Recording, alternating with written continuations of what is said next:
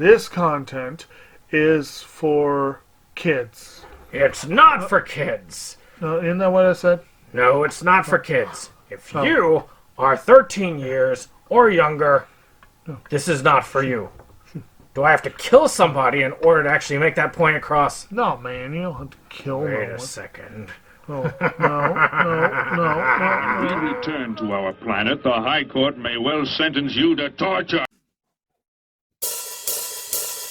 He likes movies, we like movies. SeptumSin versus the world. SeptumSin versus the world. SeptumSin versus the world. SeptumSin versus the world. I'd buy that for $1. Indeed. Well, welcome all of you viewers to our anime Anticlimax. This is part what? 5, 6, 3, 4? One of those? Somewhere in there. Who knows what's even real anymore? It's 5. Yes. Part 5. Yeah. So, part 5, we are discussing Kino's Journey. An amazing anime. Actually, there are two, because there's also that one and The Beautiful World. And I'll even show off mine when with Jake taking over. I can grab my copy so that I can show. But you've got the same copy of Beautiful World that I do, so it's not there. Yeah. But we're mainly going to be talking about the first one today, and I'm going to hand it over to Jake to host us. All right. So, for those of you who are thus far deprived in your lives and are not familiar, we are talking, as he said, about Kino's Journey, originally called Kino no Tabi, The Beautiful World. And the remake has kind of the cumbersome title of Kino no Tabi, Byuki no Kuni for You. No, I'm sorry, I'm getting confused. No, just Kino no Tabi, The Beautiful World, the animated series. So he has the old school art box there with which has basically the same cover image, but with the background added. And on the cover here, you see Kino and Shizu. Kino being the main protagonist of the series, and Shizu being a key supporting player, but you wouldn't guess that from the original series, or not necessarily. In fact, I had kind of forgotten Shizu until I was going back and watching the new series. But at any rate, they're originally created by Keiichi Sixawa, who is also known for the series Allison and Lilia, which is a phenomenal anime. I really need to read the books. And I had not quite put two and two together. He is also the creator of Sword Art Online Alternative Gun Gale Online, which was one of the spin-offs of the Sword Art Online universe. And he created a spin-off to Kino where it takes place in a high school and Kino's a magical girl, and it's apparently a weird little parody series that could be a lot of fun, but that one does not have an anime yet. And I have not seen Gun Gale Online either. I've seen the original SAO, but not the other. Kino no Tabi was released in 2003, April to July 2003, 13-episode series.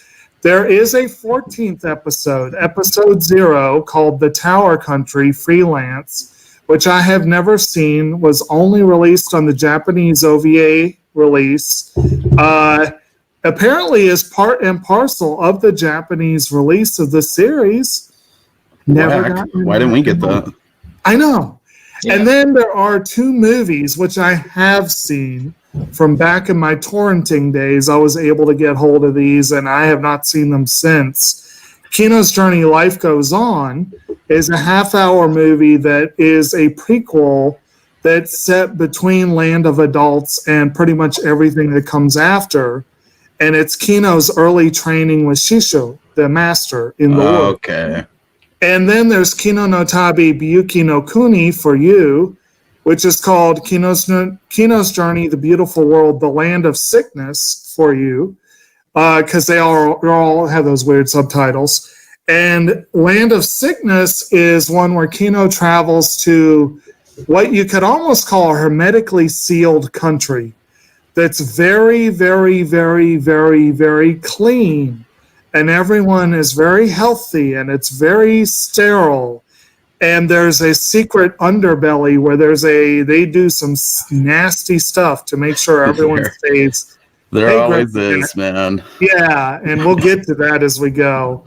But, and a lot of the titles are kind of ironic. They call it Land of Sickness, and she arrives, and it's this wonderfully clean, place.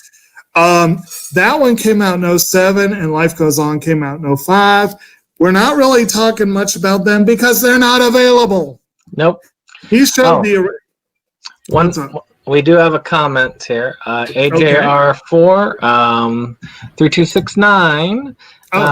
Check to see how we're all doing. We're all doing well, I think. And I hope, again, I wrote out, I hope you enjoy the discussion. What I say it out there. Might interrupt for people like commenting, but I will hand it back to you. And feel free, any commentators who want to throw in your 2 cents on whatever we're looking at. And if you know a source, a legitimate source for this so far unreleased stuff, but like he showed, I think the original ADV box set, there was an original 3-part individual release. This was the condensed ADV box set. And since ADV was rolled into Section 23/Sentai, they have done several releases, including a Blu-ray release with an English dub, and they have not yet done a single release in America of the OVA episode or the 2 movies. It's which is strange. I'm perfectly happy holding this until they do that. When they do, I'm upgrading to Blu-ray to get those new ones. What's that? Did they do a new dub? Because I mean, they had an English dub on the Blu-ray. Yeah. Well, maybe it's not. I don't know if it's new. Because this one did have an English dub, didn't it? Yep. I had forgotten. I don't watch English dubs. Anyway. Yeah, that's what happens. And then we mentioned the new one. The new one came out just 2 years ago, from October to December 3 years ago, 2017. And it's a Funimation release, and they have been streaming it pretty much continually since then. You can stream it on Crunchyroll or Funimation, I believe. This one you can stream on Sentai's site High Dive, I believe. I could be wrong. Yeah, I watched it. $5 a month, real good price for that. Yeah, it's not bad. And both Sentai and Funimation have pretty good sized catalogs, but I've used High Dive. I've not used Funimation, but I've heard bad things about Funimation. Yeah, it runs like but. Okay, this person asks what our favorite movie of all time is. Well, mine is A Brother Art Thou. But since we're discussing anime, my favorite anime is still Grave of the Fireflies until something wrests that spot away from it. Yeah, across the universe. But I don't know. I can't tell you anime movie because it was right off the top of my head. I'm not sure. I would not say Grave of the Fireflies. I mean, mine will probably always be Nausicaa on some level, I think, for anime movies. Just in my top 5. I saw it so much that this Warriors the Wind as a little kid that it'll always be with me. But I don't know. I guess Big Fish or something like that, probably, if I had to force to choose like a regular movie. Inuyasha. Okay. And he said Inuyasha is his favorite. Matter of fact, Yashahime is out now, which is the nice the sequel series. I've seen it so far. It's pretty good so far. I started getting the Blu-ray sets here, so hopefully I'll get more of those soon. Yeah, cool. I've been planning to get those, but I already have it on DVD, so it's like, yeah. I used to make fun of that show like crazy in high school for some reason. I don't know. I think it was the ears. Like I associated it with like cat ear girls that I had started seeing from anime, and I don't know. It was a fun thing to make fun of at the time, but I love the show. Absolutely. We are big Takahashi fans here. My favorite anime is Maison Ikkoku, and I think what was yours Ranma? Yours isn't Ranma, but that's a huge what's the word I'm looking for? Nostalgia piece. Oh yeah, Ranma was the gateway anime for me. Yes. But, I assumed that it was Ranma just from how much you've mentioned it in the past. So I guess back to, were we going Yes, to do back first to- impressions or? Yes, first impressions, indeed. And Mo, well, let's let you start off. Oh, I loved it, man. I mean, it was, I'm kind of bummed that I didn't find out about this somehow, because I'm sure it would have been a repeat watch for me, and it's definitely going to become one, to say the least. It's kind of like if you mixed, screwed up shit like Twilight Zone and Black Mirror or whatever, and with like a road trip tale. I don't know. It feels like less of a road trip because all the stuff seems like so, what do you call it? Like contained. All these countries, they don't seem to really interact with each other. So it feels more like watching episodes of Sliders where Kino's just popping into some place where it's like everything seems normal at first, but then everyone's fucked up. That's pretty much every episode. There's only a couple of feel-good ones in there. I thought that last one might have been, but it definitely wasn't. I loved it, man. I mean, Every it's, time you feel good, they pull the rug out. Right. There's a lot of layers to it. Obviously, if we'd all read the novels, I'm sure we'd be able to pick that apart better. But there is a lot of stuff to it in terms of the character, and it's got mad replay value, it seems like, because all the episodes are kind of contained in themselves, but with, just different weird little things that they add.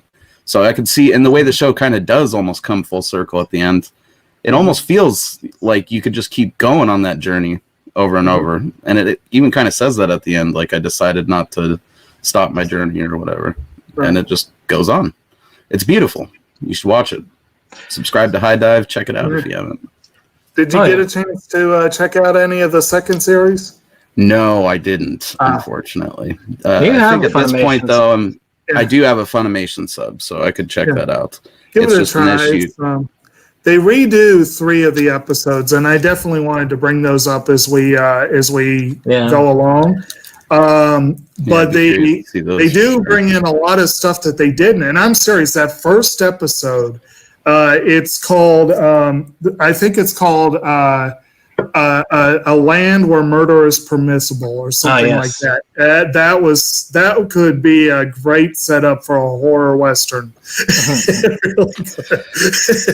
I can't say having not seen it, but the way the show's set up too, it feels like something like that could feel like a continuation of it, even if they do go back and do some things over again. Right. Am I wrong in thinking that, or? Yeah, in a lot of ways, it's sort of an alternate take on the series, basically. And it got a lot of flack from purists that love the original so much. But honestly, if I had never seen the original and I checked out the new one, I would have loved it. But it does suffer by comparison, you know what I mean? But it's like when you're comparing against something great. But yeah, since Brandon's the one that started this whole thing, I'll go ahead and do mine since you're the one that started the whole thing. We'll leave you for last. But he was my introduction to it. He was telling me about this little show that he thought I would love. He's like, it's really artsy and really interesting, and you would love it. And I checked it out, and I immediately fell in love with the end theme. First time I heard it, I loved it. And just... it's a slippery show. It's a hard to, again, every time you feeling good, they pull the rug out from under you. But they do inject gallows humor in a lot of scenes. There's straight up ribald comedy at times. There's like deep heartbreak. The end of the series is absolutely heartbreaking because it's at the end of the series. Yeah, I thought I was getting out of that one safe. And by the way, spoilers. Yes, there might be spoilers. And then as time goes on, the opening theme, All the Way by Mikuna Shimakawa, has become a favorite. It's my jam. I love that song. And we'll talk more in the music as we go. But I do want to, again, I did seek out those 2 movies. I probably have them on a disc somewhere. I really wish they would get an American release. I enjoyed my first viewing of both of them. I've probably seen the original series 4 times at this point, maybe 3 times. I've seen it at least 3 times in its entirety. And I've seen the new series now once in its entirety.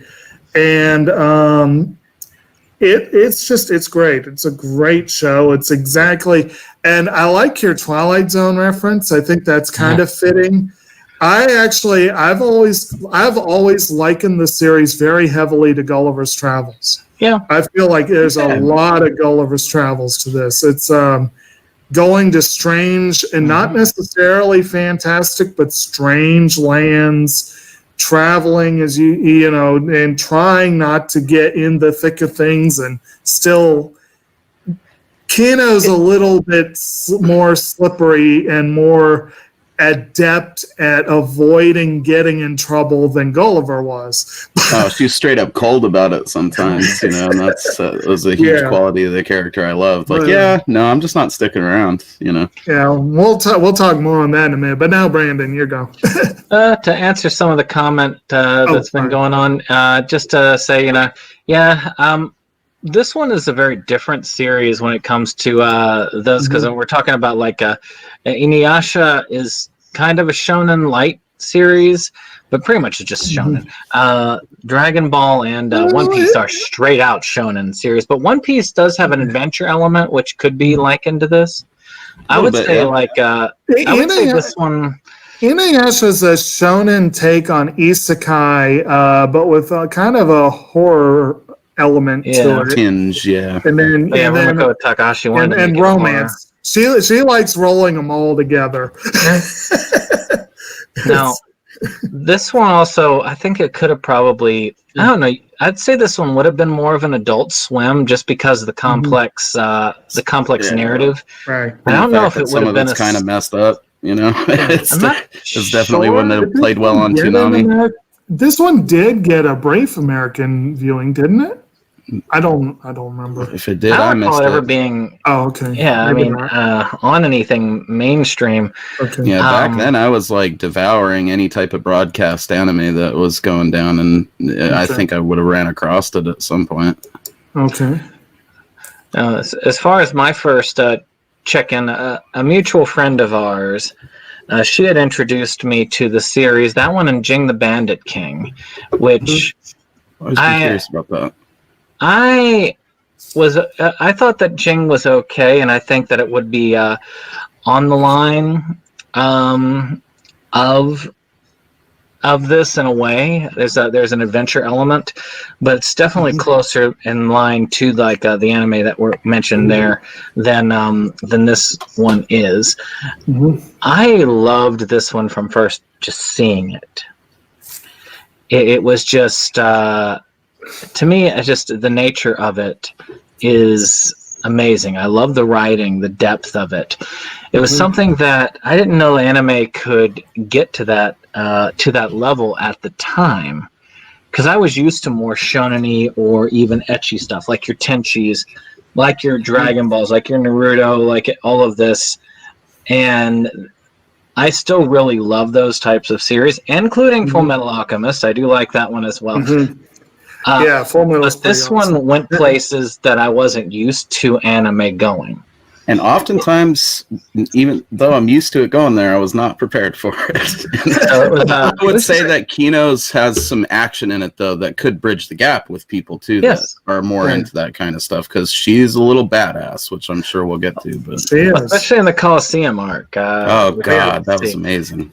But again, this one just had sort of a melancholy and a whimsical nature to it that I am not used to. And I really liked it. I loved getting involved in the different settings and the different places.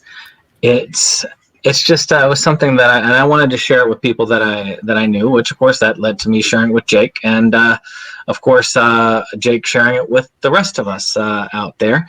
I'm hoping that more people do get to watch it. It is worth watching. It's only like 12 episodes for the main series, so. You know, and it was worth seeking out those other ones as well, which I also have sitting on a disc somewhere that can't be accessed. So it is kind of sad, actually. But it was worth it.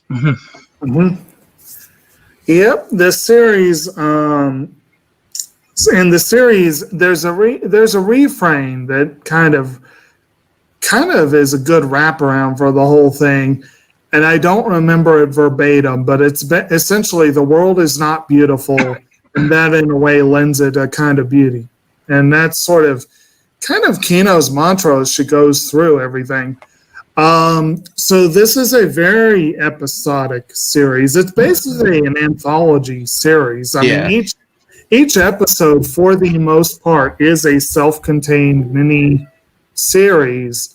There's only one two-parter in the entire thing. There's one two-parter that uses the entirety of that two parts. Oh gosh, golly, and there are a few anthology episodes where you have like we'll do a really quick rundown of the episode titles, and then we'll we'll do them individually. But anyway, but first, I think probably more than anything, this is very much a character-driven series.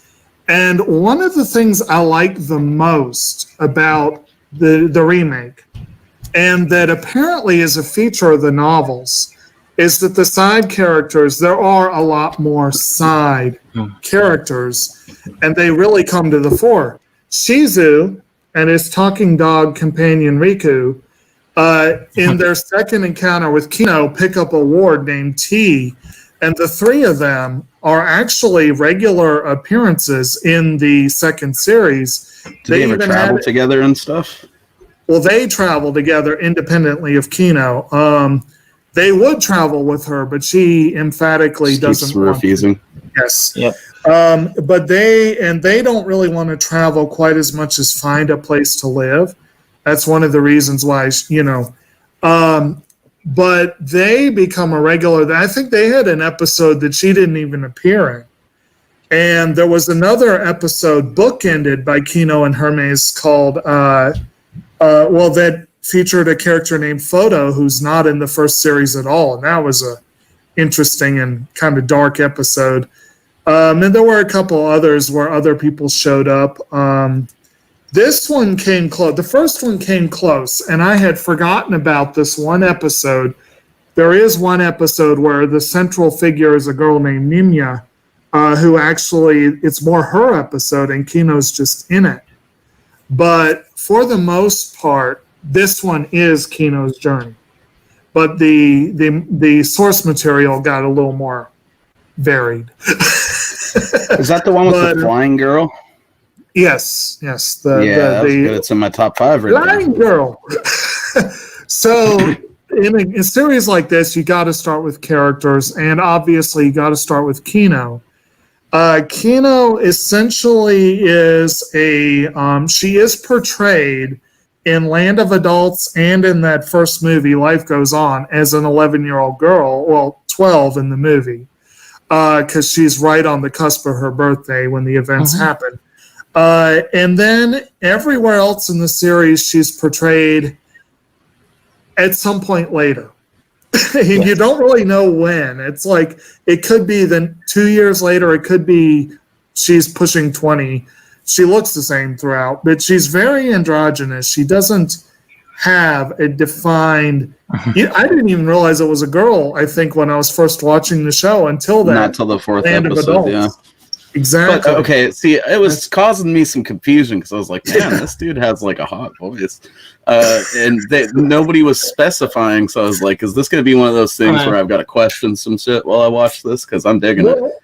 And then it gets there, and I think that is the only time they ever refer to her gender in the shit. Yeah. Then the weird there are some reality flash later. Well, there are some characters who spot her for what she is. And I think there's at least one time. Yeah. There is at least one time, I think, where she is referred to by a character as a boy. A miss. No, as a boy, too. Yeah, and then that causes some interesting... and she doesn't bother to correct it. Like, she just says not to call her little. Exactly. Yes, that's what it was. I think they called her little boy, and she said, don't call me little. Well, that's part of the kind of theme with Kino, though, too. It's her identity really isn't, obvious spoilers. He already warned you, but, her identity is like kind of neutral in a sense. So she is just a traveler. As she says more than once, I think the exact phrase, I could be wrong. I think the exact phrase is Boko Kino. Basically, she says, I am Kino. Yep. That's it. I am Kino. That's it. And she is a traveler, and that's her other identity that she will readily assume, that I am a traveler. But other than that, she's very... So you can't really talk about her as a character without going ahead and talking about Land of Adults. So Land of Adults is the 4th episode in the first series, and it's the 12th episode in the second series. And I think they actually did it better the first time. They did it better the first time, and the timing in the series, I think, was better the first time. It is kind of weird. They held it till the end the second time around. But the basic gist of the episode is a traveler named Kino, who is a young man who looks very different in the two series. This young man comes into this community. They welcome him. He's very welcome. And he goes to an inn where a young girl is playing around, and she starts befriending him, kind of showing him the lay of the land and whatnot. And he comes across an old broken down motorbike on the grounds of the hotel, and he asks, can I repair this? And her parents are like, we were going to throw that away. So he's going to be there for 3 days, so he starts fixing the motorbike. A motorrad, as they call it in the series. I think that's like the German word for it. And they call guns persuaders, which I think is savage. I did like that, yes. The terminology in general is interesting, and I'll talk. Like they call all these places countries, but I really feel like they're almost more like city-states. Yeah, they're all just towns. But that's the language of the series, as they call it. If I remember right, in the whole series, the only time she refers to them differently is like twice. There's one episode where she says, "Isn't there a village up ahead?" And then somebody else, I think, in the other one she asks about a settlement. So then she's talking about a house or whatever, not like a town. Yeah, but I think that and the countries are kind of like different in size and shape. Like they are. In the second series, there's one where there's a moving country.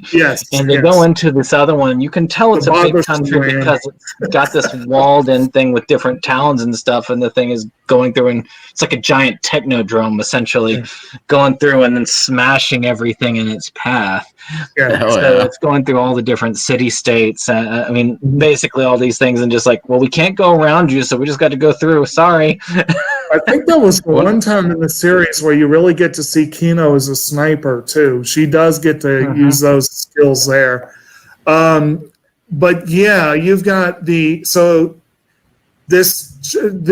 girl is talking with this traveler and tells him, well, I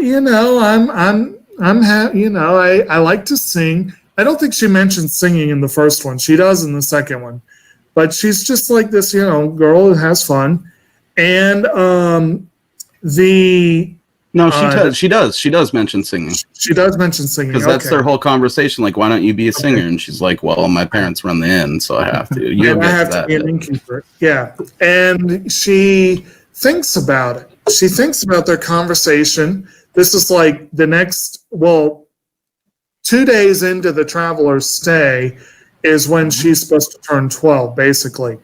And in the land, she explains the first time they meet, and the traveler is kind of creeped out by this, as I can imagine many would be.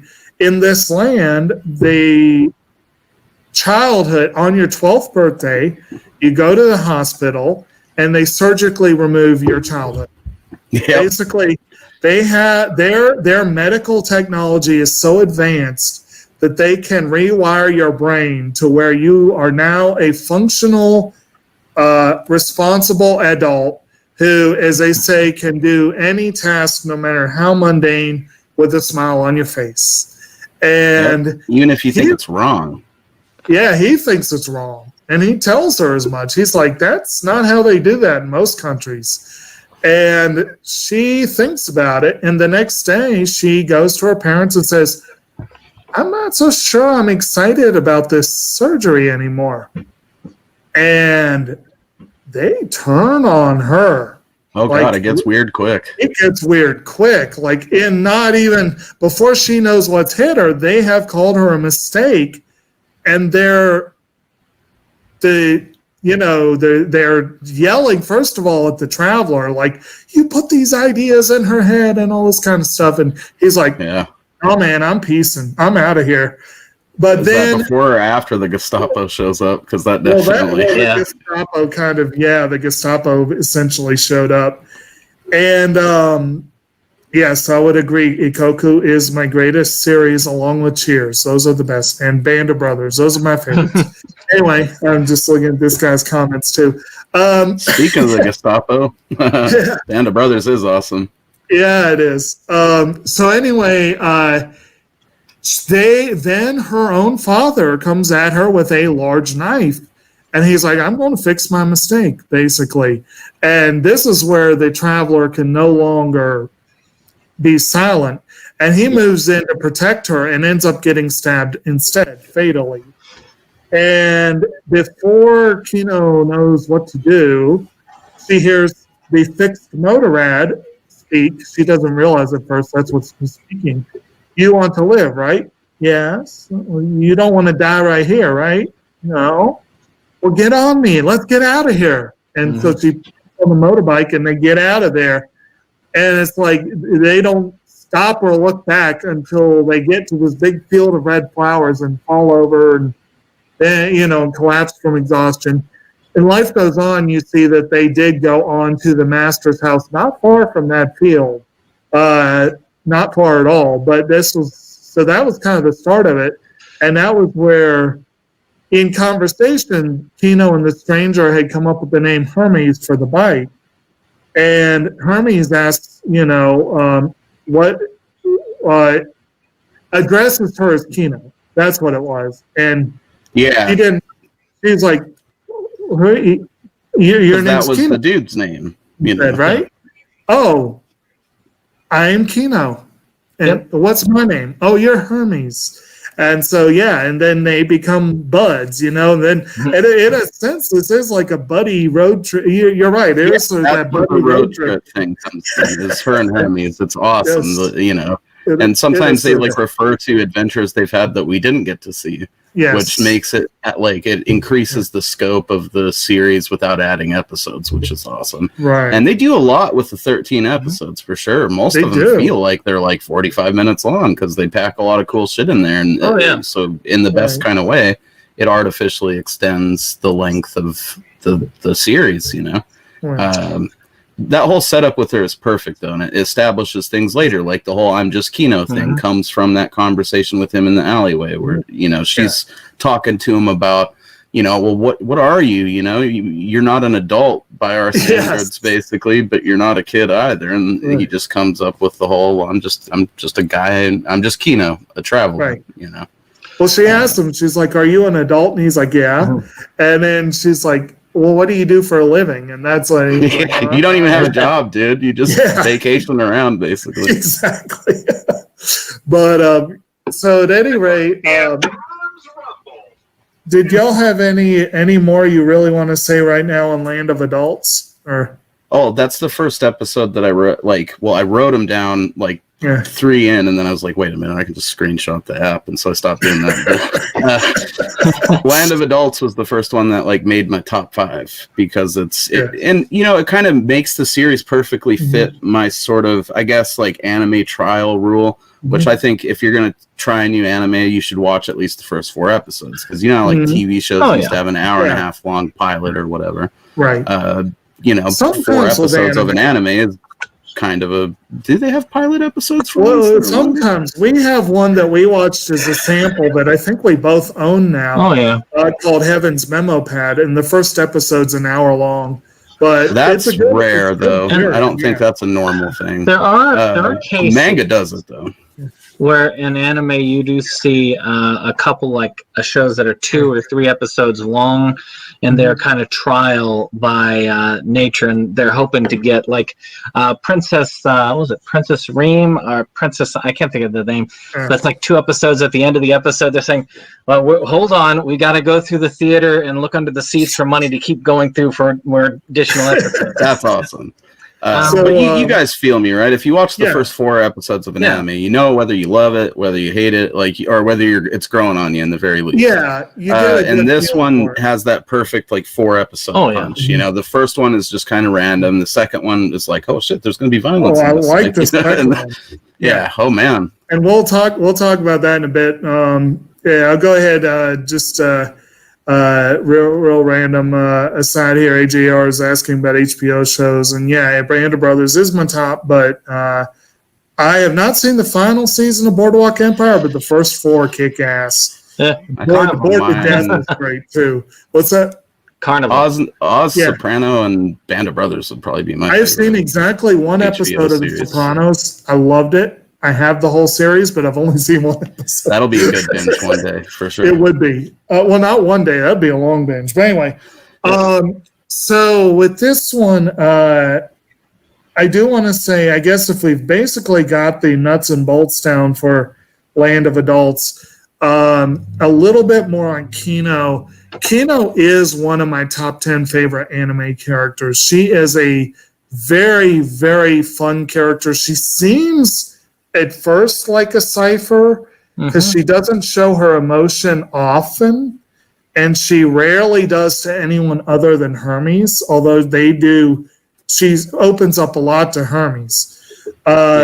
She is very polite, is very always yes sir, yes ma'am, may I ask you a question? She just doesn't come out and ask questions. May I ask you a question?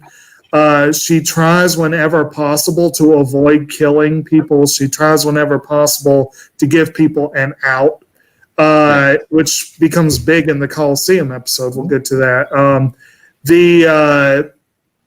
Some of the other, she does have a sense of humor. She does have a sweet tooth. She is kind of like I've been accused of being. She uses so much spice, she sometimes doesn't realize how spicy her food is. You don't learn that as much in the first series as you do in the remake. But same thing with the sweet tooth, but you do kind of see it. So she has little quirks that are different about her. She's a well thought out character, which is very cool. Hermes is a machine and lacks much of the empathy that would make him he's not truly Kino's friend. They have kind of a symbiotic relationship. A machine needs a rider, and she needs a way to get around quicker. See, that might be a little different in the second one. Maybe that's because it seemed like in this one they were friends, you know? Well, there was like a playful little brother relationship with Hermes because he forgets that he said certain things before or whatever, or like messes up the words for certain things sometimes. He likes to quote things and always messes up the quotes. And there was at least 2, maybe 3 times in the series where Hermes was the one who said, like, help them, man. You know? Like, why aren't you helping them? But he also has moments where he seems cold and indifferent. And he's also a smartass. He really is a smartass. And overall, they do make good foils for each other, very definitely. And again, you know, she relies heavily on Hermes in a lot of ways, and he relies on her obviously because you know he wouldn't be able to get anywhere without a rider. But in every now and then, like in the episode "A Tale of Mechanical Dolls," he's like, you know, fix my speedometer. Yeah, you know, he does the complaining about the journey that she doesn't do. You know, yes. But it's kind of cool because to them, you get two different viewpoints of pretty much most places they go to. And sometimes you're right. Sometimes he does take the more proactive stance, and sometimes she does. And sometimes neither of them do. Sometimes both of them are like, let's just get on. They're pretty good about knowing when not to tangle with shit, and I found that refreshing because most of the time, like the hero of whatever anime you're watching tends to just get involved in everything or whatever, just any story, you know. And it's cool to see one where it's like she really is just a traveler most of the time. Even the ones where she does get involved, it's very reluctantly. She's an observer. She's you know, she's press in a lot of ways. Pretty much, she's just there to learn, you know. Yeah, actually, A Peaceful Land, I felt like she was basically being treated like the press corps with that little tour they did of the, you know, we'll get to that a little bit too. But so that's the basic setup of the two main characters. Really, most of the other supporting characters, like I said, are one-shots in this particular series, so we'll kind of get to them, I guess, as we go. Would probably be the best way to do it. Yeah, I mean, the only ones that really felt like they were a little bit more than the one-shot ones was like the airplane girl and the dude in the Coliseum episode. I forget their names. Well, Nimya and Shizu. And again, Shizu was a major factor in the book and the second series. And I'm a little disappointed now that I know this, because he is a nice character. He's a fun character. And Riku and T make for an interesting team. Nimya was nice too, but I don't know if she had a bigger role in the books or not. I hope so. I wanted to put out there is it's an interesting thing because the world functions by its own rules, and they know the rules quite well, but the things that they're like, for instance, the motorcycles can talk is something that, in the most part, people are just like, yeah, that's just how it is. The fact that the dog could talk is kind of like well, not really. I mean, I wasn't sure. Not a lot of surprise. The fact that the dog could talk shocked Hermes. And the two of them had a really snarky relationship. Well, and it only showed it talk to him, so it led me to believe that it was one of those things that maybe since those motorads are like a lower, I don't know if lower is the best word, but a different form of consciousness, maybe they can communicate with animals. Never had cause in the English dub, from what I understand, in the English dub, Riku was shown barking at Shizu, but in the Japanese, he speaks to him. They do talk. Why would they cut that idea short? I don't know. And then they didn't in the other series, though. Maybe they thought the suspension of disbelief could only extend to vehicles. I don't know. And then the second series, yes, Riku talks to T. He talks to Kino. Kino was shocked to hear a dog speaking, much more so than she was to hear a motorrad speaking, which is weird. Maybe it's just him. He was a pretty chill dog. So he was a chill dog, yeah. But anyway, so we'll get to the first episode is called Land of Visible Pain. And this is like a highly technologically advanced society where there seem to be no people. And and by the way, all of them have weird subtitles. This one, the subtitle was "I See You." So eventually, I think it's the second day.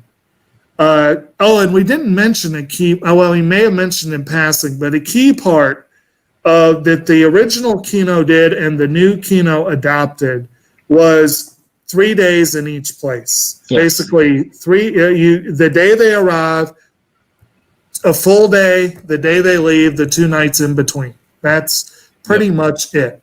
And the idea is, well, that's about all you really need to learn. Like you were saying, your four episode rule with the anime. It's the same basic idea, really. Yeah. And I've seen the pilot of this fucked up country. I'm on to the next one. And as they say, she's only been willing to bend the rule once. Spirit? I thought he was talking to. I forgot that was his cat's name. The cat I thought he was all of a sudden having a religious experience in the middle of our Kino discussion. Actually, though, that first episode was a good setup for the series because it really does lay out what you're going to get. Yeah. Because you get that kind of This one and the sequel series have a very slightly different feel to it. This series has that sort of melancholy feel in the background, whereas the other series has a more hopeful feel in the background. I don't know. Jake might agree with me Sorry on about that that. one. Unruly cat. What's up? I was just talking about like how this first episode really gives you a good feel as to what you're going to get in the series. Exactly. And that I was comparing the two series because one of the original series has much more of a melancholy feel to it, Yeah. whereas the second series has more of a hopeful feel. It still has that melancholy, don't get me wrong, but it's not quite as present. It's more of an adventurous feel. The first one's less more of a melancholy. philosophical. The second one's more adventurous. Yeah. Yes. And that's fun. That sounds really fun. Yeah. And Kino herself, I feel like she goes into darker corners and is more morally ambiguous the first go round. She seems more like a someone who would be safe to know, if that makes sense, in the second one. That's not really the way I wanted to say it, and that may have been part of the issue people had with that, because the first one's more. But even so, I mean, again, she seems like she'd be a good one to have in your corner either way, really. Oh yeah, I mean, she's not totally without morals in the first one. Right. She's just very much following more of that prime directive sort of Star Trek mentality of I'm just here to observe this shit. Yeah, this is pretty whack, but what am I going to do? Fight a whole country or something like that? Yeah. But before I was rudely interrupted by the cat, I did want to mention the whole. She does at one point or another, a couple of times, I think, vocalize that part of the reason for the 3-day rule is partly she's afraid of settling down. She's afraid of losing her identity as a traveler.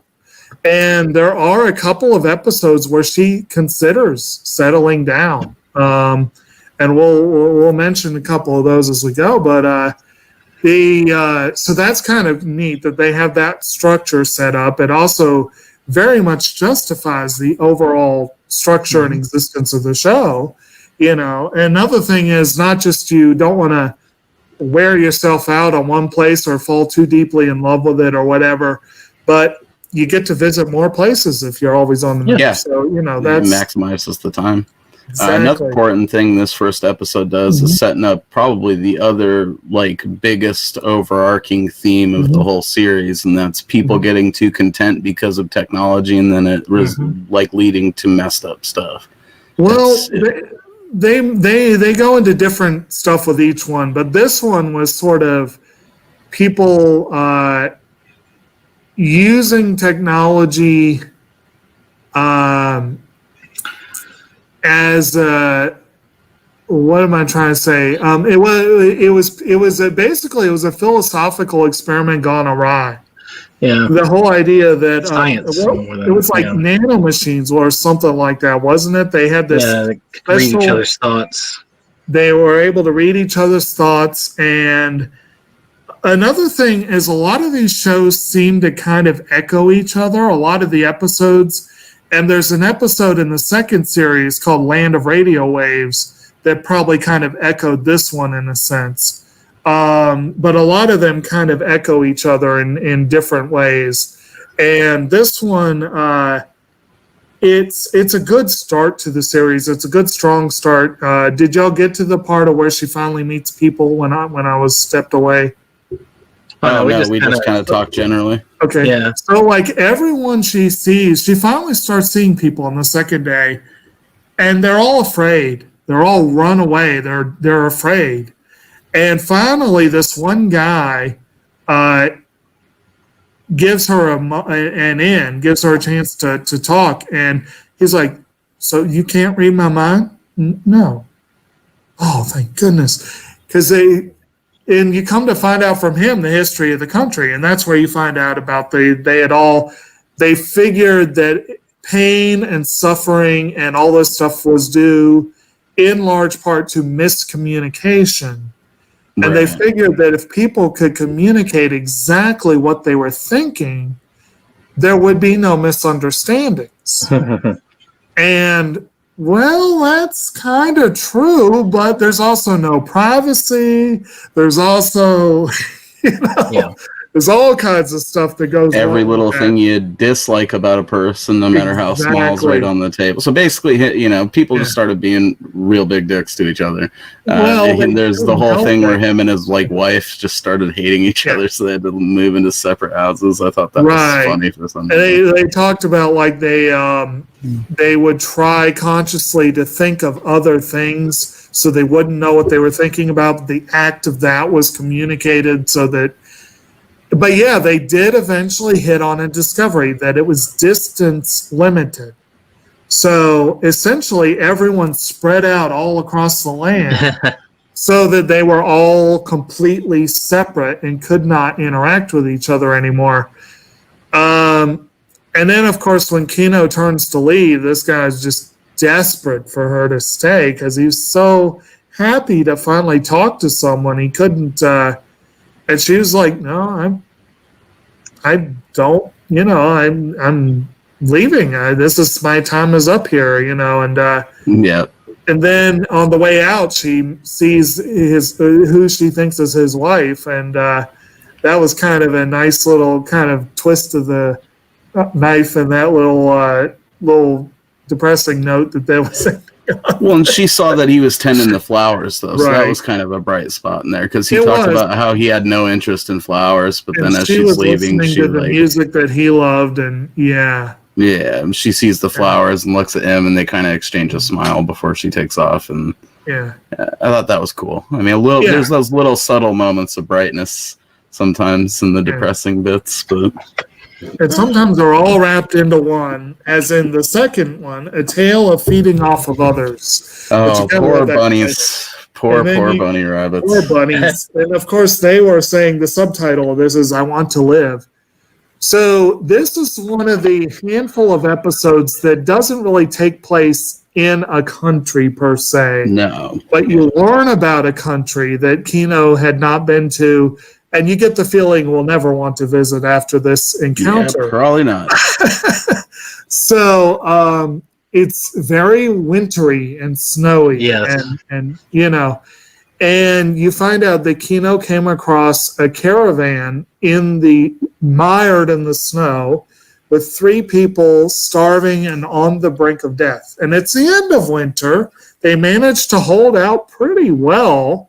She found out early that they were there all winter long, which it doesn't drive anyone nuts. Get hungry.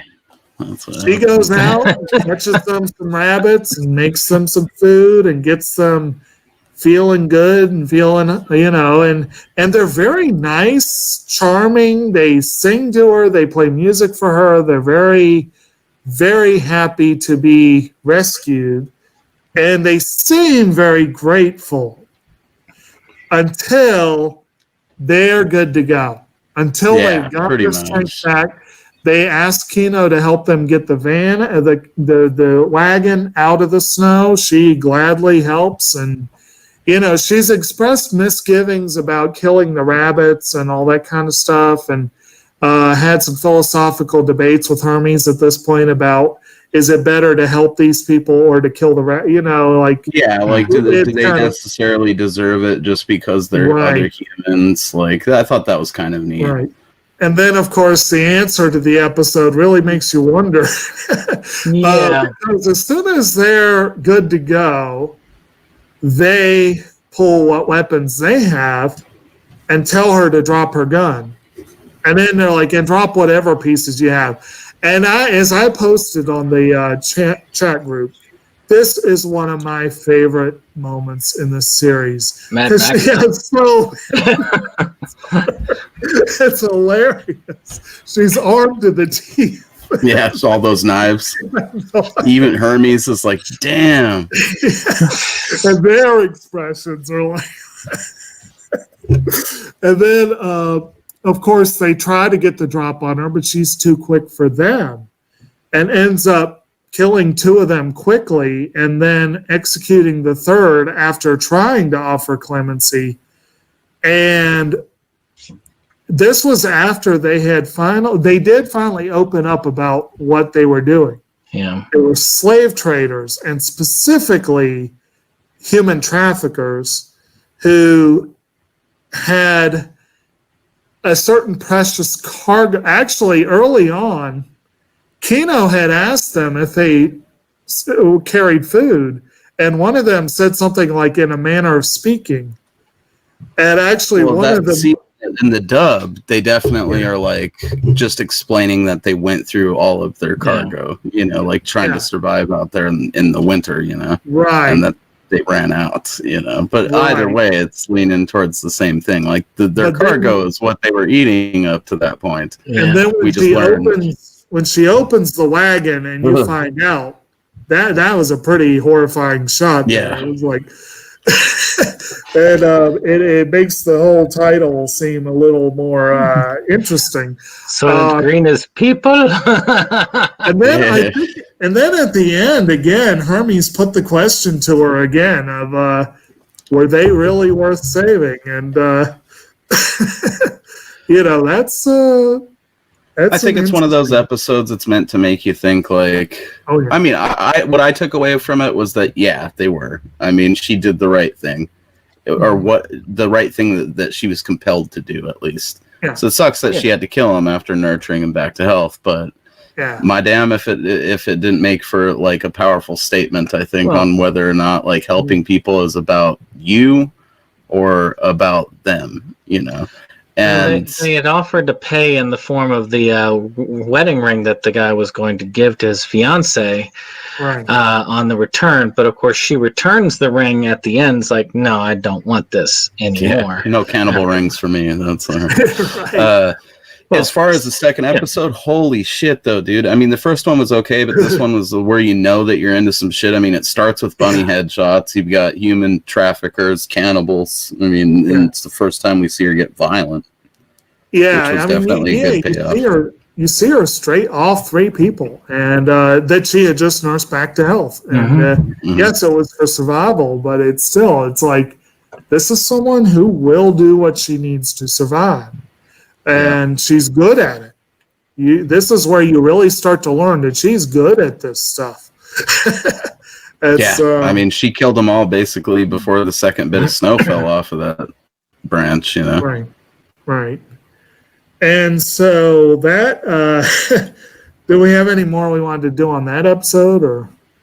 We need to keep moving. If we're hitting this one episode at a time, we'll be here all night. Okay. We need to we'll go quickly then. The next one's Land of Prophecies, and this one was interesting, where you have this land where everyone's in mourning, everyone's dressed in black. They're all talking about the world is about to end, and Kino quickly figures this out. This is where you start to see that she has a mercenary streak to her.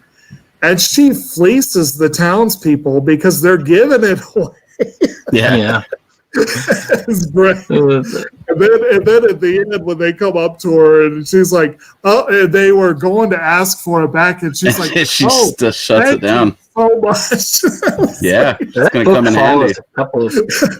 But basically, they had a so-called prophecy, a book from another land. That the priest of the South Tower, I think, had said that they that after 19 moons crossed the sky, the world was going to end. The world was going to slide into the sea, and then this is 3 days from the point of Kino's arrival, basically.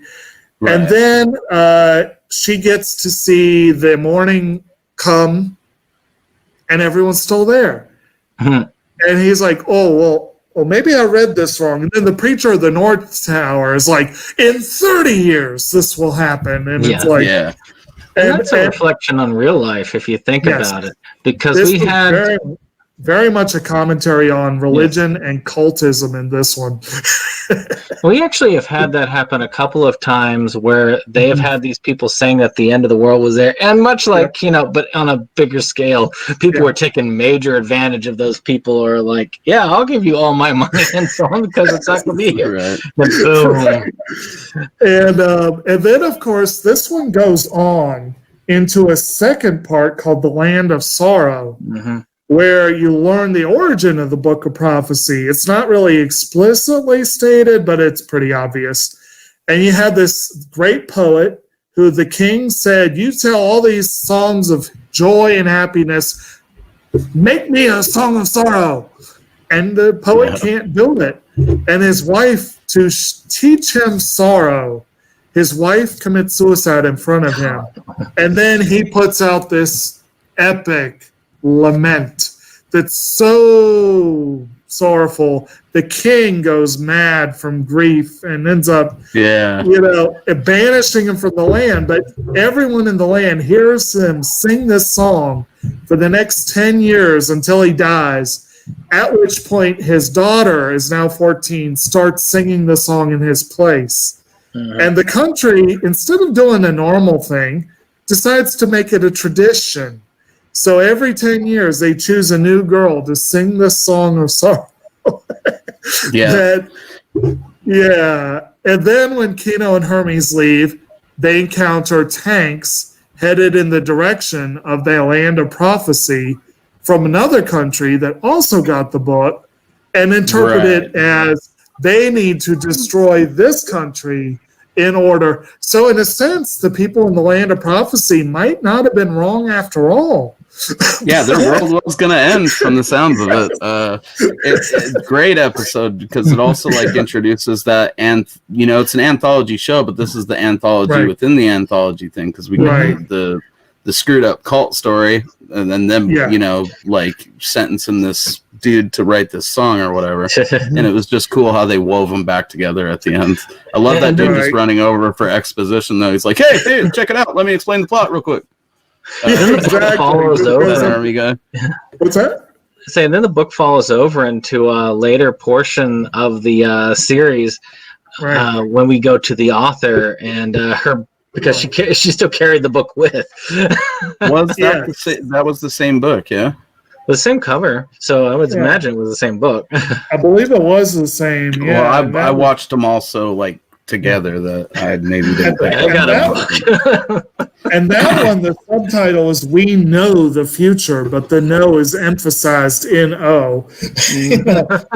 And then, of course, number 4 is Land of Adults, Natural Rights. We've already talked about that. Yep. And then 5 is another kind of anthology one called Three Men Along the Rails, subtitled On the Rails. And in this one, Kino decides to go off path for a while and go along a railroad track because why not? And she meets an old dude who's like, on one side, you got rusted up rails. And on the other side, they're spotless. I mean, they're nice. And she gets to talking to this dude, and he's like, yeah, I've been doing this for 50 years. I left my country 50 years ago, and I keep sending the checks home, and I kind of do wonder how they're getting the checks if no one's come out to check. Just automatic. I guess. But where does food come from? Exactly. He had rations and shit. That's a lot of rations. But I'm guessing maybe they sent some people out every now and then. A runner? It sounds like this company is the kind of douchey company that wouldn't let their runners tell them what's going on, because would also commit to the type of work that's going on, as we find the other two dudes, But it's definitely an exercise in futility. I think is a good. Yeah. That's one of the most philosophical episodes I see in the series, and that's saying something. Yeah, the one dude is polishing the rails. The other dude who's been working for 50 years is removing the rails and leaving them in neat little piles. And then the other dude who's been working for 50 years is building a new railroad. And he's like, isn't it nice? They left all these neat little piles. In such good condition. Yeah. It's like, it's highly inefficient, but that shit happens and stuff like that sometimes, It does. Like just one arm of the company did something, didn't tell the other ones, and now you got three dudes that have been on the rails for 50 years, and Kino gets tired of telling that story about the future society after like the second time. So right, because it's the one where we get the one right where there's the people that have eliminated all need for like humans to do anything, like it's all just done by machines, so they work just for the stress of work. They all ask Kino to tell them a story about her travels, and she tells the same story to the first two, and I think the third one she's just like, no, I got to get going. I'm not a good storyteller. Yeah. Exactly, but there's this country where the technology is so advanced that there's literally nothing left for people to do. They've lost all sense of stress, and they wanted stress back. They realized that it just was. So they have this. It's weird. It's like the machines do all the work, but in order to have stress and therefore pay, which is based on the stress, they do this menial tasks that have no need. Yeah. No point. They recalculate calculations of a computer so they can make errors and have to correct it until it's right, and that's where they get their stress from. And at least at that dude's job, and then there's other jobs, and based on your level of stress, you make more income. Right. And he's like, it's a brilliant system, isn't it? No, it's not. But I think she pointedly told that to the one dude and the second dude, and then the third dude, she was just like, I'm over it. Yeah. And she didn't bother going and telling any of them what was going on either. That was one of those defining moments for Kino where it's like, she's just an observer. She's not, because what are you going to do? You're going to tell this guy to stop working and sending money home to his family? Or, they all had a sense of pride in what they were doing. So it was like, if you've got a sense of pride, why would I take that away from you, Was it that episode that ends then in the desolated town where you basically find that they ended up basically deciding everything by absolute vote. What was it, like the land of majority rule, I think it was? Yeah. Was that the end? Yeah, where she basically go ahead. Well, it's just basically the guy's pretty much just a hermit at this point. He lives in a bombed out shell of a city. They ended up voting everybody execute one another until they all ended up mostly dying or leaving. One dude. Yeah, so basically the king, they had all overthrown the king. They decided to go the extreme opposite and do an absolute democracy. And once dangerous elements started showing up, they were not unhappy about using the death penalty against all opposition. It's fucked up death penalty too. Yeah, and then dropping eventually them on their head. Oh yeah, it was nasty. Eventually get down to 3 people where one dude was like, I'm over this, I want to leave. And the de facto leader and his wife outvoted him. He died. And then she died of illness just a few months later. From a cold. Exactly. Because there was no one left to take care of her. Because he's telling the story like he knew it was wrong, but still voted to kill that last dude anyways. Like, screw this guy and his bandana. That's also like the first episode where we see her have cause to get violent again, and she chooses a different way out than killing the dude. Oh, yeah. Yeah. Although it's like he begs her to stay. He begs her to stay. And she's like, okay, we'll put it to a vote. And she and Hermes outvote him. And then as they walk away, you hear the gunshot. And it's like, that's he committed the one on his own. The what am I saying? Majority rules, dude. Like they said, anybody that points a gun at someone is subject to the death penalty. So he was a man of his word. Right, and incidentally, AJ, I'll say Wall-E, Up, and Coco, probably my favorites. Those are. But then we have the big one, Colosseum, parts 1 and 2, subtitled Avengers. That's episodes 6 and 7, retold as episode 2 of the second series. And that was one that clearly lost something in the second go-around, because the The first one, they took their time. You really got to know Shizu. You got to know the king a lot more. The second show, you meet Shizu repeatedly, but he doesn't get as much of that up front, you know. But basically, Colosseum shows a land that had a pretty good reputation overall.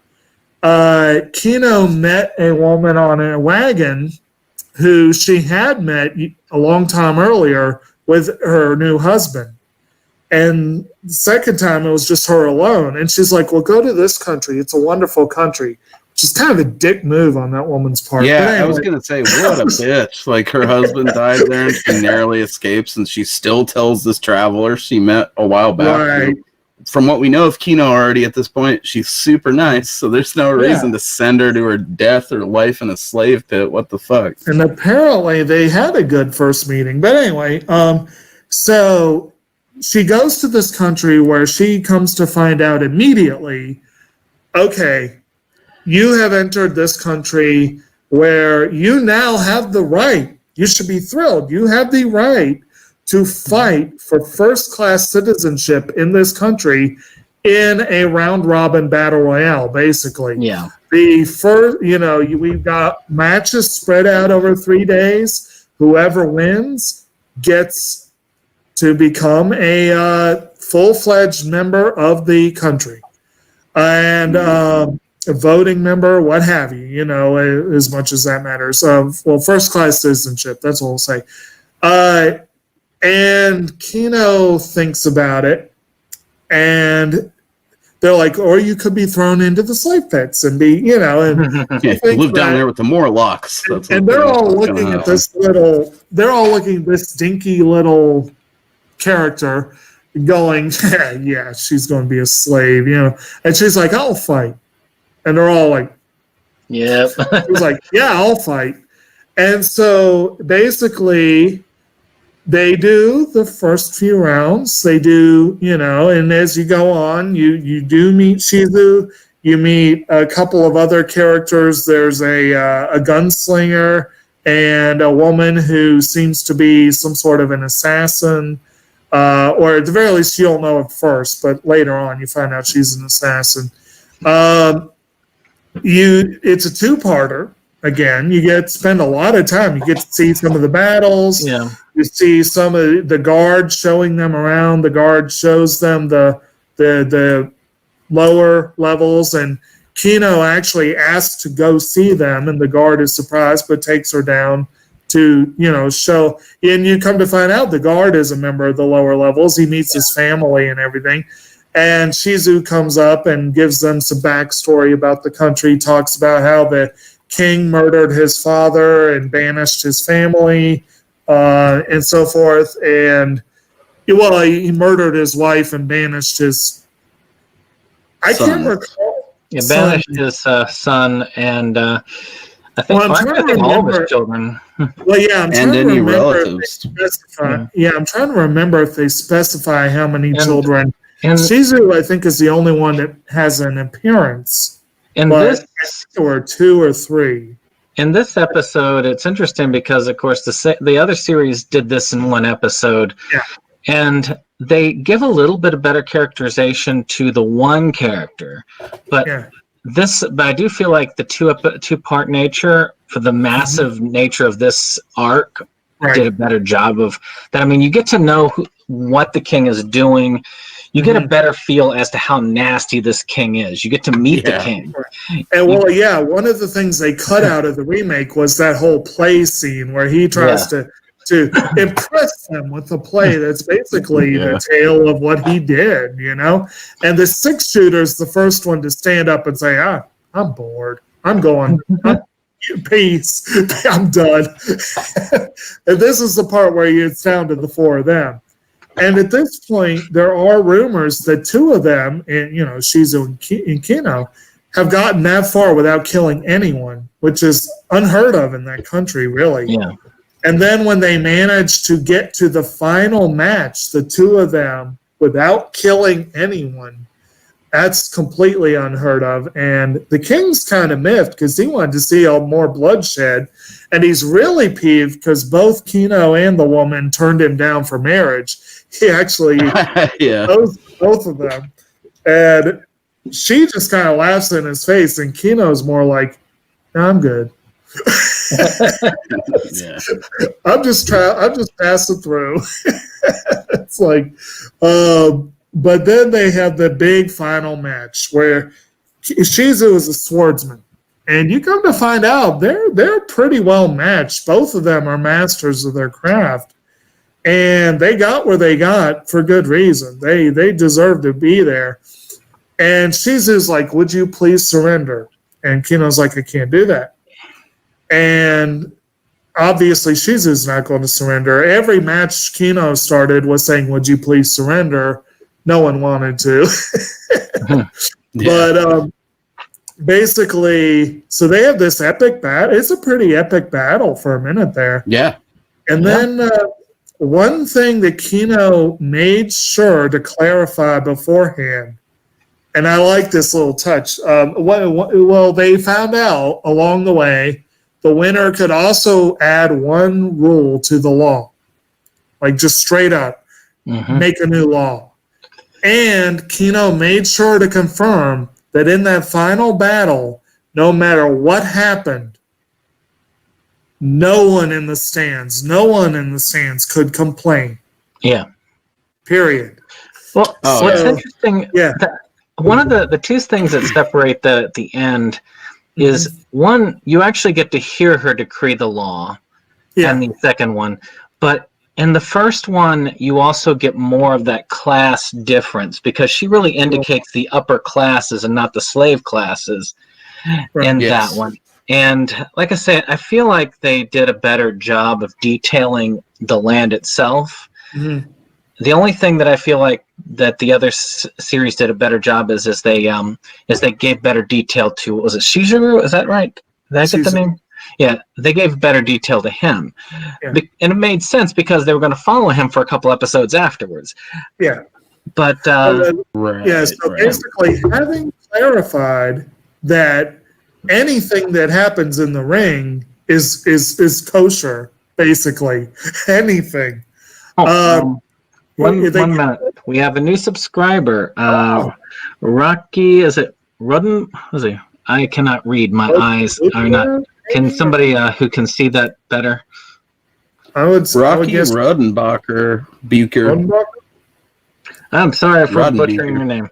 We do appreciate it. We definitely appreciate it. Thank you very much for Rocky. Subscribe. Oh, and by the way, for AJ's continued commentary, I don't watch Disney Channel, but I have seen Gravity Falls and I love it. So that's a good show. Wow, I love that. Cartoon Network was codenamed Kid Next Door. Was that Cartoon Network or Disney Channel? I don't remember. That was Cartoon Network, I think. I'm not sure. Okay, then never mind. Yeah, outside of Gravity Falls, I probably don't have much to add to that either. He did show me a lot of Star Verses, and it does need a physical release so I can get it. But,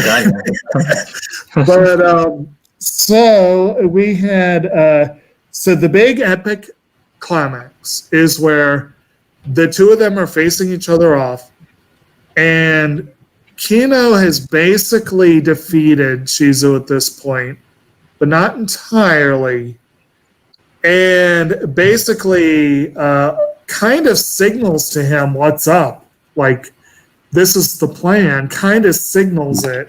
Yeah, and he's like, don't do it, and then she just fires a Hotoken out of the gun for the only time in the series, and it's like, what the hell? Fires that hand cannon and accidentally blows the head right off of the king. Splatters it all over his handmaidens or whatever you call those chicks, the concubine. I don't know. Those little hoes. And that's the other thing they do show, and they do set that up in the other one of her creating the special ammo for this particular fight because she planned to do it. She is. The other one that felt like liquid gunpowder. Yeah, she was like, it looked like she was trying to set up to get him to lower his protection because that's what he was doing when a call was coming. Yeah. I felt like that was what was going to happen, but it did not work out that way. But still, that would have been an interesting way to have ended it as well. And she so turned his ass into brain matter, though, man. It was pretty awesome. And I believe in the remake, I think she did clarify that they said he can't complain. I don't remember, but like you said, right then and there, she declares the law. And this one, as she goes away, she's talking it over with Hermes, I think. And so basically, you find out that she basically sets up a full battle royale. She's like, all first class citizens get to fight, and the last one standing will be king. And because people in this reality follow rules to the T, no matter how little they make sense, they just probably went ahead and did it after she left. Well, because they were all a bunch of hedonistic assholes, basically.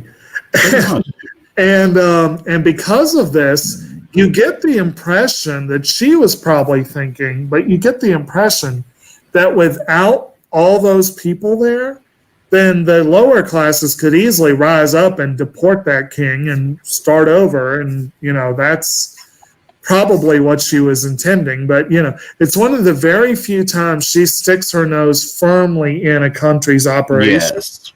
I mean, that's a full-blown assassination there.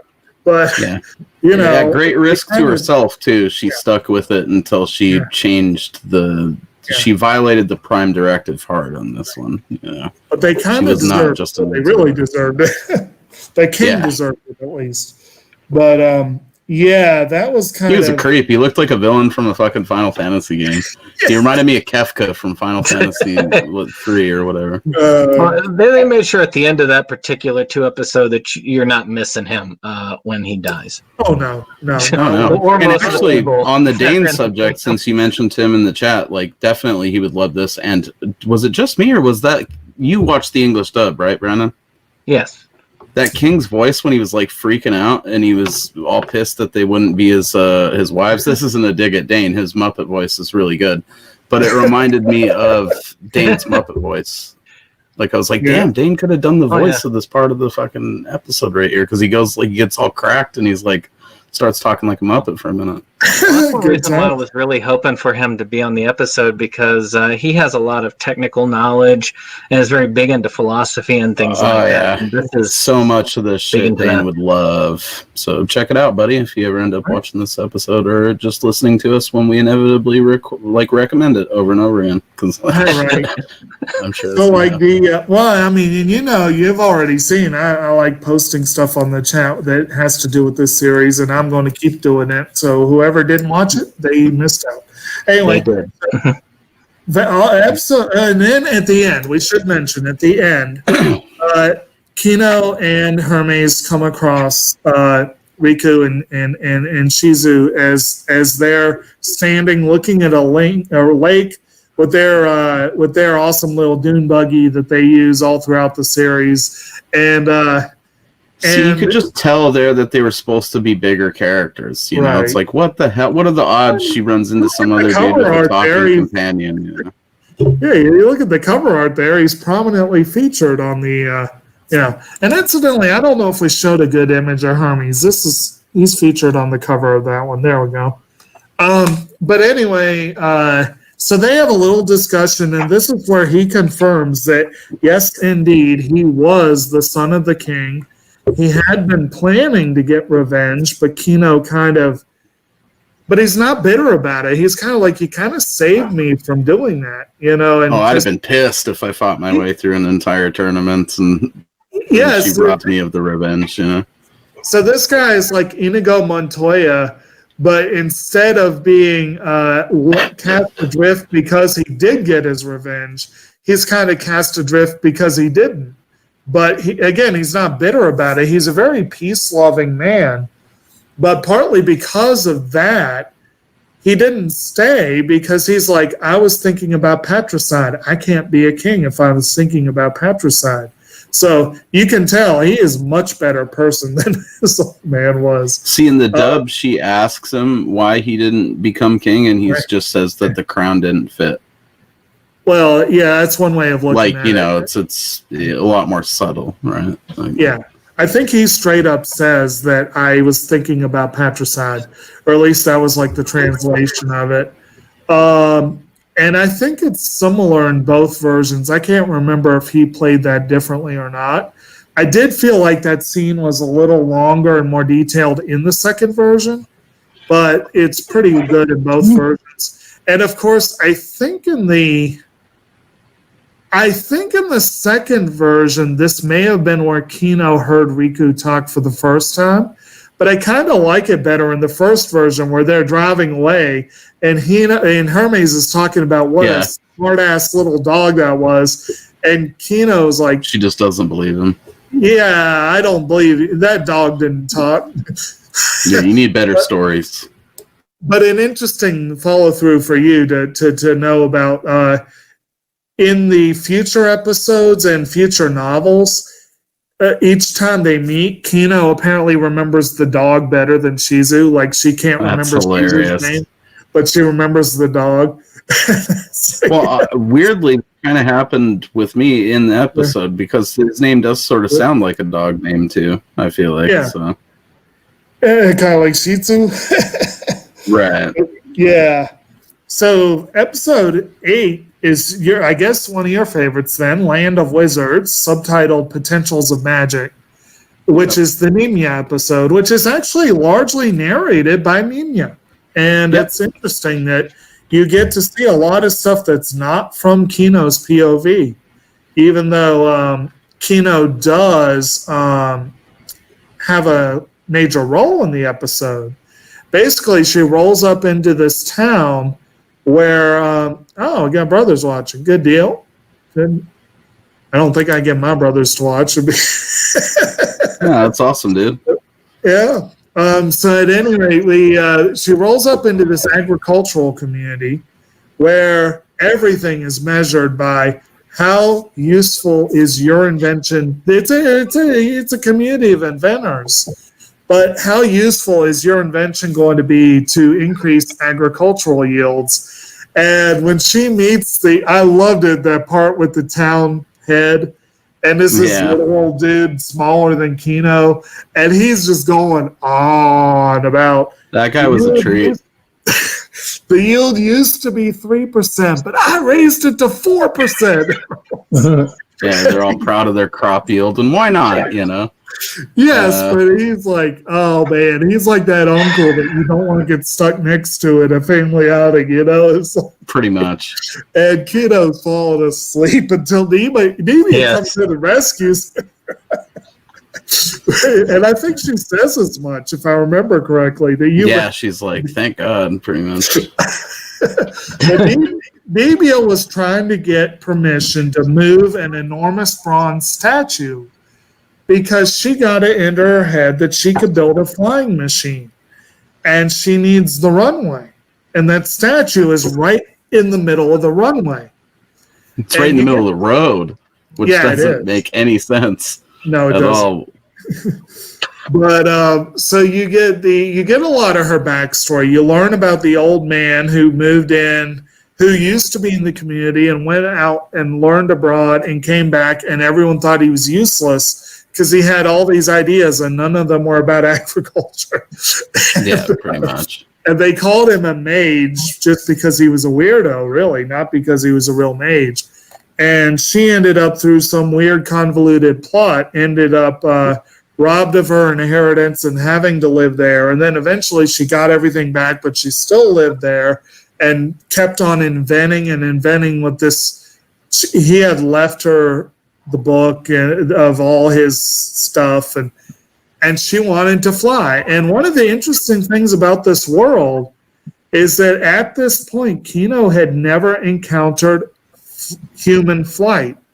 And all this weird stuff she sees, no one figured out how to fly. So that's an interesting... Yeah, it's odd. It is odd because there's so many high tech. Like at this point, she's ran across several high technology civilizations, but none of them conquered. They had, you didn't even have to walk in the one city. They had like moving little hoverboards that you climbed on and went everywhere on. I mean, they gave people telepathy or whatever mind reading powers. Like how the hell have they not flown? They don't really say chronologically where those two episodes were before or after this one. A lot of the chronology is messed up. Like you, Well, there even are- chronology aside, it does feel like they're very much like locations on a map in a video game in Kino's Journey. Like, or like when you see a traveling thing on a map and Right, it AJ. winds up at a little thing. Right. Thanks for joining us. Sorry, Hey, sorry, buddy. dude. Go right ahead. Anyway, we didn't mean to interrupt you there. We just Oh no, I was just saying, like, they very much feel like, you know, when you see that scene in a movie where it's shown like the traveling dot and then it ends up at like, and there's like the little icon for the city there or whatever, the location, and then it moves on. That's kind of what the series felt like to me with the cities, because they are all self-contained, and like you said, there's certain ideas that translate across all of them, like the talking motor ads and things are travelers. But then it doesn't feel like very many of them have interaction with each other, with the exception of the war episode, which we'll get to. But we'll get to that. Yes, there is a lot of insularity in this world. A lot of people just don't. Thank you. One word to that's what I needed. There you go. Yeah, and you know, it's interesting. It's interesting you bring up the video game concept, because there are visual novels based on this series, and I'd like to. I thought one of you guys said that. But the travelers, though, Kino is definitely not alone in that. But people see travelers, and traveling is kind of a profession. These kind of wanderers. I still don't know quite where they make their money from, because I have yet to fully figure that. The original Kino told the other Kino that basically they collect herbs and fungi and whatever as they go and sell them and what have you. And Kino does pick up some things along the way that you could see her engaging in trade. But you don't see much of it happening in the series. So right, it's kind of like it's goes without saying sort of thing. Like with the ring in the second episode, you know, Hermes even asks her, you're going to sell it, right, or whatever, and she's like, I don't know, what do you think? And then Hermes is like, it's not you, you know.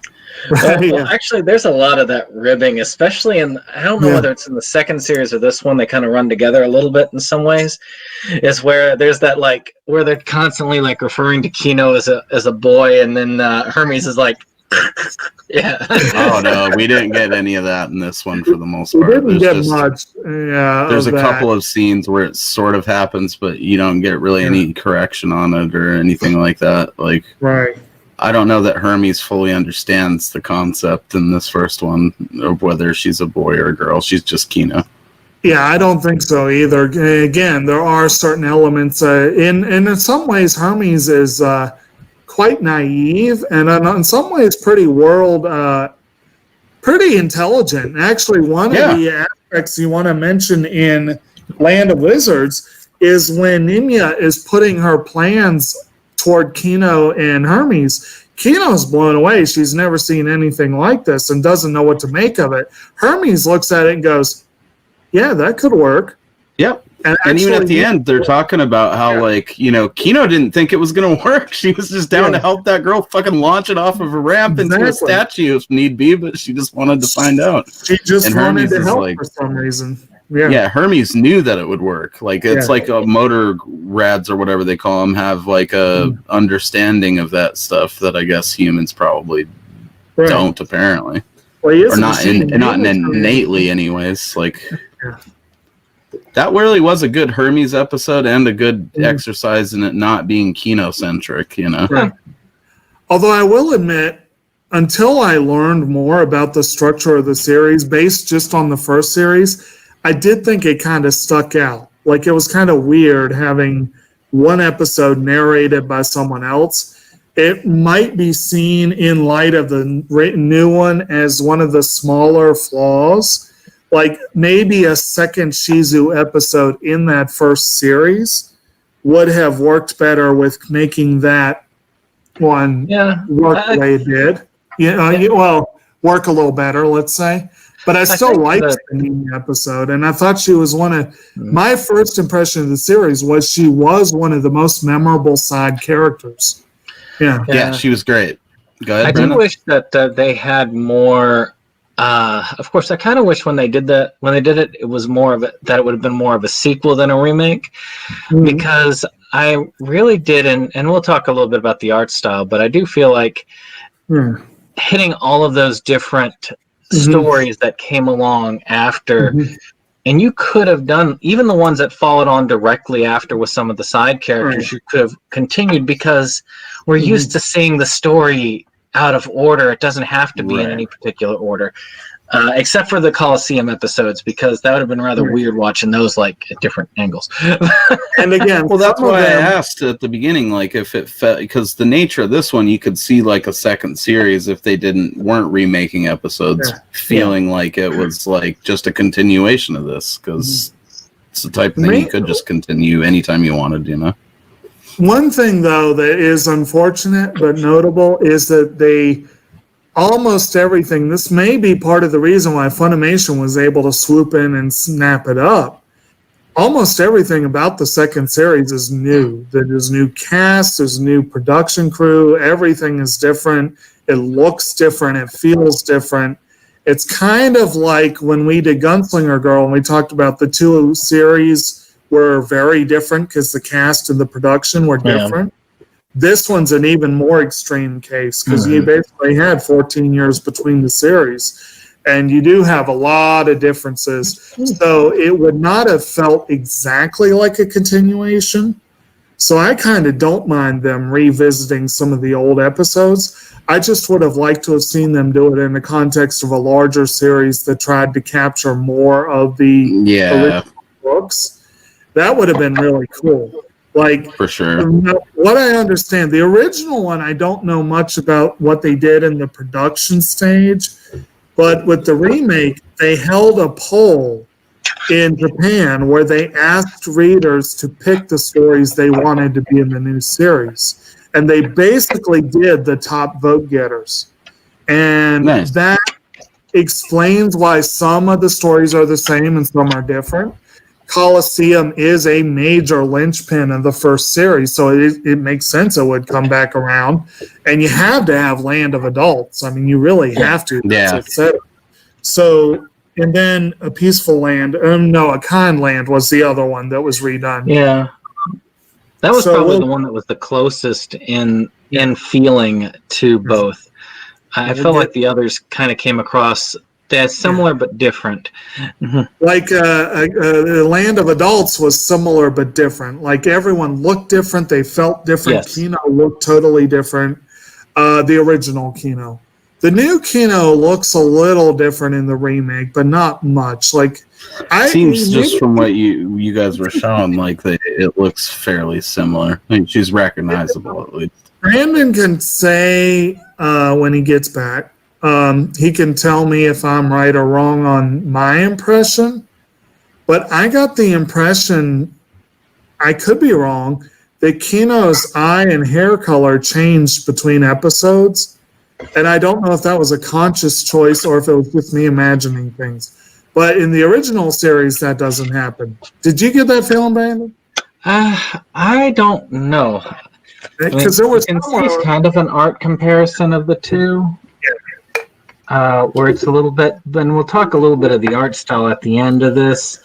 Yeah. But you can definitely tell in the eyes.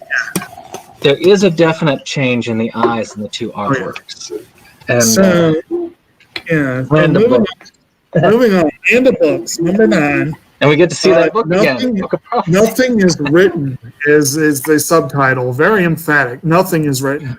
So Kino sought out a land, she meets a student in the desert who gives her a book and says, you want a book to take with you to the country up ahead so that you can check something out of the library. And he gives her this weird-looking tome, which, like you said, looked a lot like that one book. And she goes to this book that was this country that was renowned because they collected books from all over the world. And, I as a bibliophile, I would think, well, that sounds cool. And then he said something about the library, like you'll understand when you see it. And she sees it. And you know what it reminded me of? It reminded me of the little neighborhood library I used to go to growing up, like the kids section. And that's probably not inaccurate. Kino herself says that pretty much everything that they had on the shelves was kids' books and how-to guides. That's pretty much it. And you come to find out that the librarian apparently works for a secret underground society that the person who Kino met in the desert was like her lover or whatever. But they're trying to, the books go to a place called the Tower. And in the Tower, they decide what is safe, what's the terminology they use? Harmful. Harmful or harmless, yes. Yeah. And the library, the National Library, is the harmless books. And again, it's kids' books and how-to guides, which I work in a library, and I can tell you there are some kids' books and some how-to guides that are probably more harmful than a lot of the stuff that was given. But especially in some libraries, you get a kick out of this. I don't know if we mentioned it on this channel. Brandon has some familiarity with a local library system that I don't. Did you not say you found Ranma in the kids section? Yes. Yes. Love it. I love it. That's great. People would flip out in my library. Well, especially with the frequent nudity that's in it. But cartoons are for kids, though, man. So I mean, Kino's a great example of that. Hey, but my Watched library by children of all ages, Our library has Naruto in the adult graphic novel section, so there you go. So, but anyway. And we all agree, by the way, for the comment section, we all agree Mo is awesome. He is. Yeah. Oh, thanks, man. Appreciate it. Love you too, Rocky. Yeah. Adrian. So at any rate, so he gets involved in this whole plot she gets involved in this whole plot to basically she meets the author, this shadowy figure that the country wants to see banished, who apparently wrote all these really harmful books. And I believe they find out that their captured comrades are being forced to work as critics, right? Yeah. They basically put them in this mental hospital section of the thing where they have to just read books. The author reminded me like a character from a Satoshi Kon joint. He did. Like he would have fit right in there, and the whole idea of this episode was really fucked. Because this is the point. Okay, I don't know if you guys are on board with this, but I'm not sure any of this is real.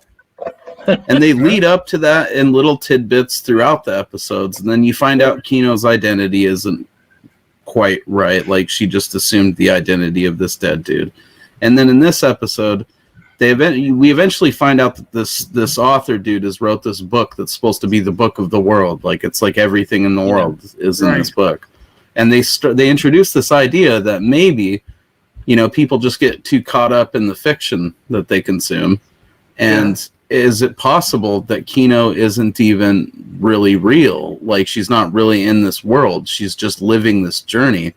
And that kind of touches back to the episode with the dudes on the train car where they keep asking her where she's going at the end of their conversations. And she gets this weird flash, and then there's that weird ping noise that happens in certain episodes that's very ominous.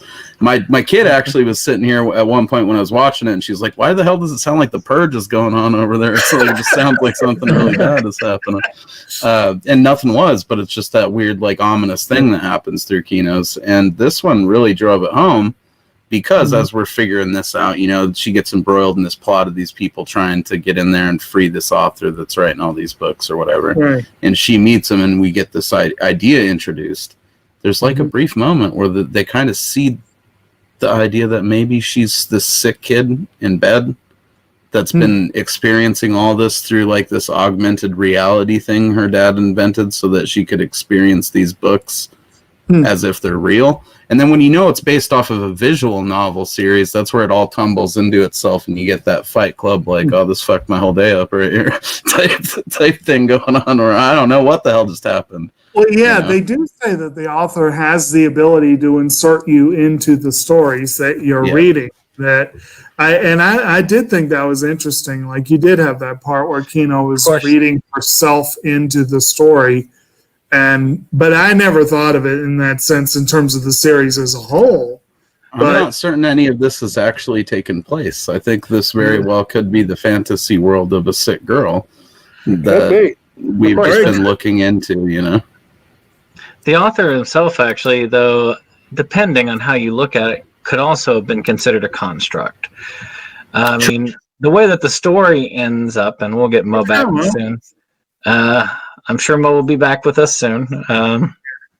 But the way that they have it set up as the end, at the end of it's like, well, the author's just some crazy dude that ends up coming in there and then kind of corrupting the way the other people think.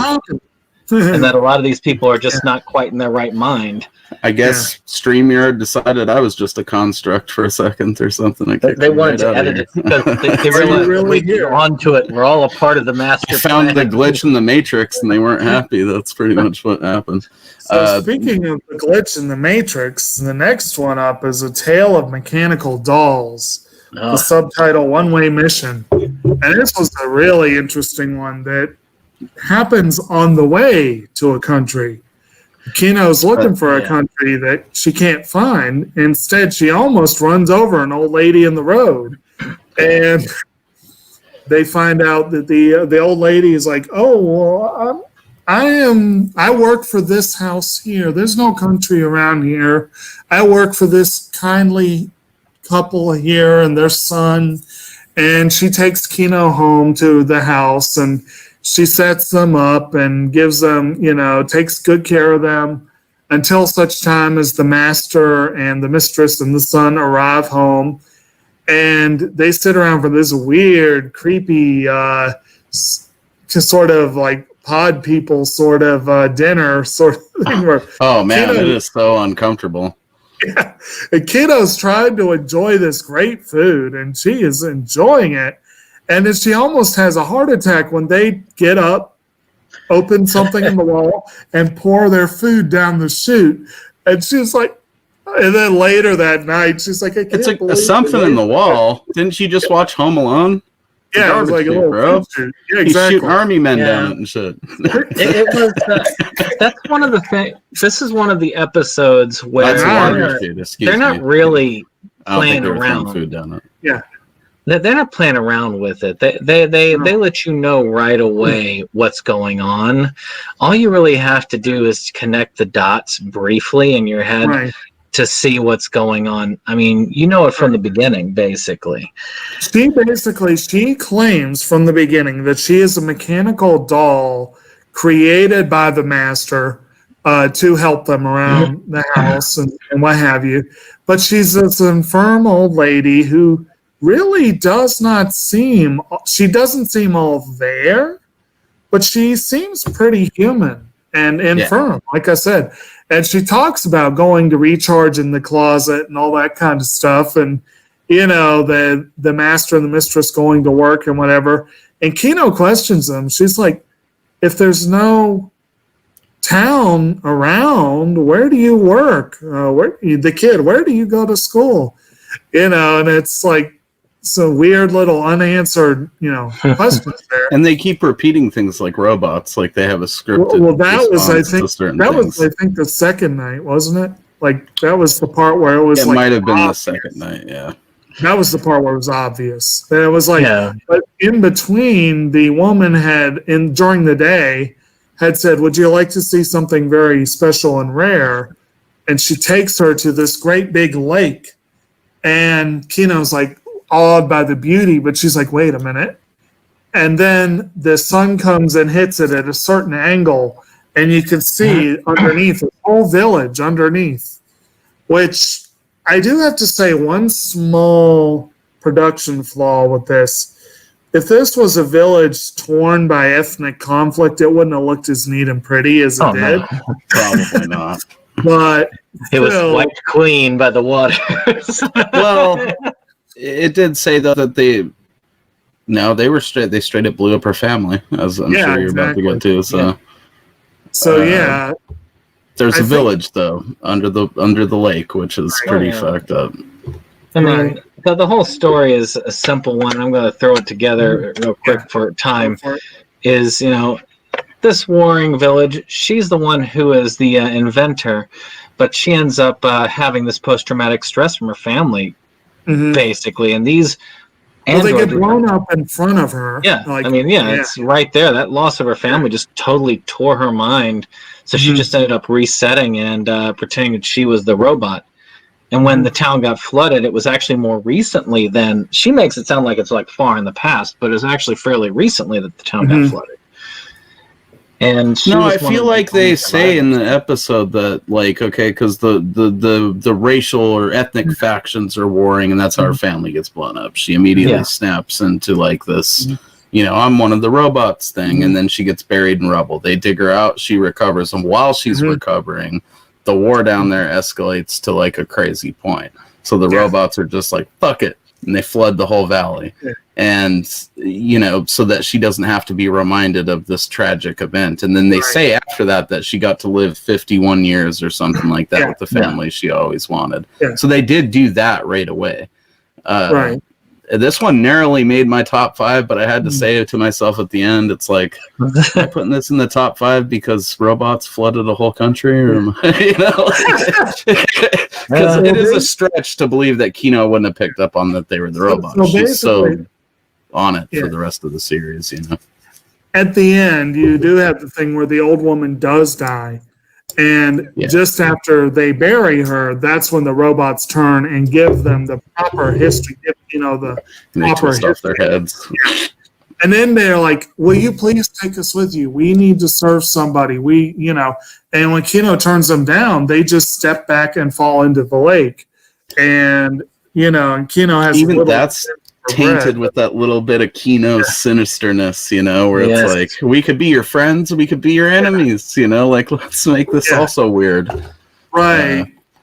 And she's like, no, I don't need anyone. I'm good, and then and then she continues on, and the next one, somewhat appropriately enough, is called Her Journey, and that's another anthology episode, and it's really more snippets. And it's kind of bookended by them going down the river, Huck Finn style. What's up? This is the one that, because I ran up on a bit of a time constraint to be able to make it in here for you guys. And this is where I had to make an educated decision, because I was like, I could watch this one and the second to last episode and miss the last one. Or I could skip the Huck Finn episode and watch the last two. So this is the only episode in the series I haven't seen. Feel free to talk about it. I am going to order it eventually, and it'll be a good nugget for when I got the actual set. To be honest, I don't think that this one really needs a huge amount of discussion. And Brandon, feel free to disagree if you want to. But there is one part that's really cool, and that's basically where you have this woman who's getting ready to go on a journey, and her companion or bodyguard is going to be the guy who killed her fiance, and he did his time. And the country has rules that basically, if you do your time, you're good. We're copacetic, But the woman clearly is not. When she comes into the bar to get him, it's clear that she has not forgiven him. But the guy and Kino have been sitting at the bar having a great discussion, and they learn, and I won't spoil for you how it ends, but it could start. And then there's another part I don't remember. There's a brief flash of the master and Kino, like their meeting. That's briefly done. And that's a segue into the longest segment in the episode where they meet a wise man who has I knew it had master shit in it because of how they were referring to it in the episode after. They briefly mentioned something about it again, and it's like, whoa, they haven't mentioned that since the third one. Damn it, They probably did it in the raft episode. The wise man was probably the most interesting aspect of that episode for me. It was interesting. You have this guy who has a reputation as a wise man, and that's why Kino seeks him out. But and they meet his housekeeper who takes good care of him. She's this cute young girl, looks kind of Chinese, basically, with the hairs in the bun, and then he sort of. Actually, Chun-Li. She was a secret operative. Yeah, her and E Honda, I think, are the Chinese characters in Street Fighter. She is a secret operative, so that's not totally off. So basically, he gives his story and why he's called a wise man. And he basically his brain was altered, kind of like Kino's own country. Yeah. His people knew how to mess with people's brains, but they weren't as good at it. They wanted to find... What's that? He was the experiment. Yes.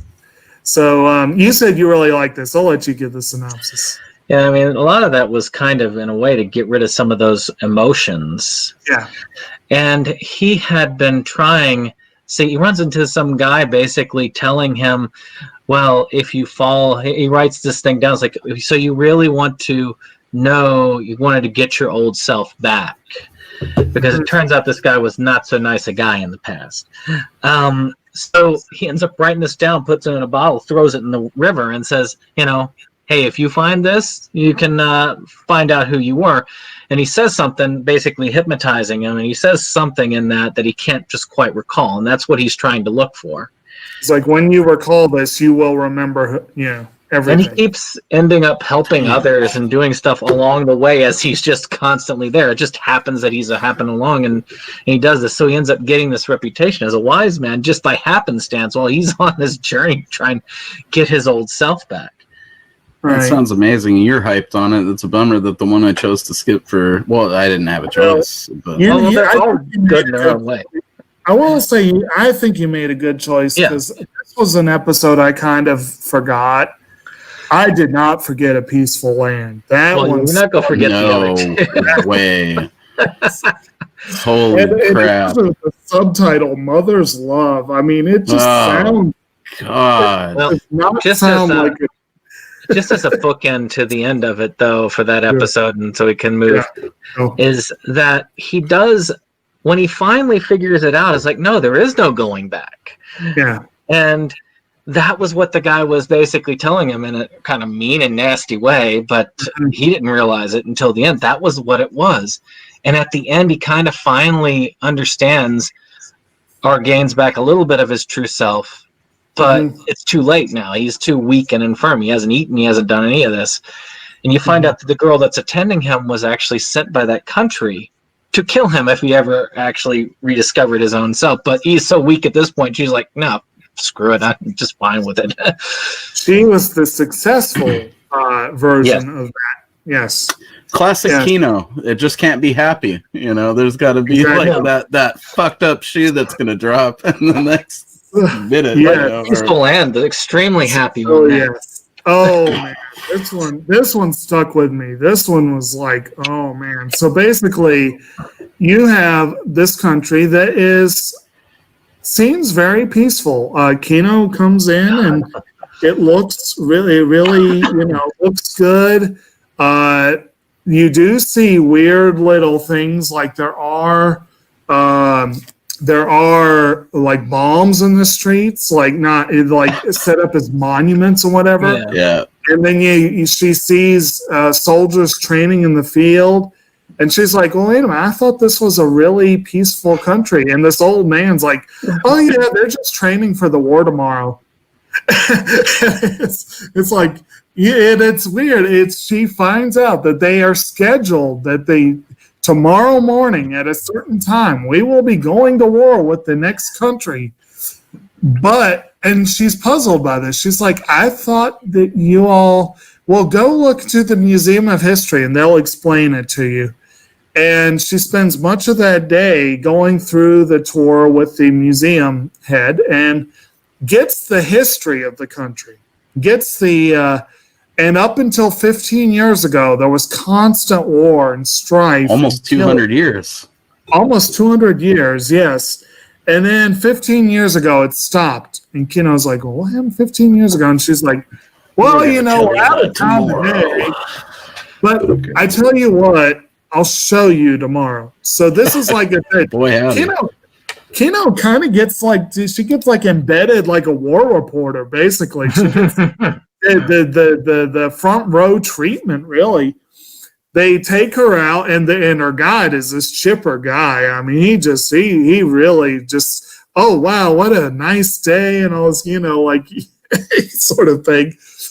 And you come to find out the reason for this jovial atmosphere is that, yes, these two countries do still periodically get together. I think they give the account like the 145th war is about to commence or something like that. It's like I think that's in the Japanese, because I don't remember anything like that in the American dub. They just kind of go out there, and you think for a moment that it's going to be innocent, because it looks like those targets are flying up again for like a split second as they're approaching the hill, and you're like, oh, okay, they're going to target shoot.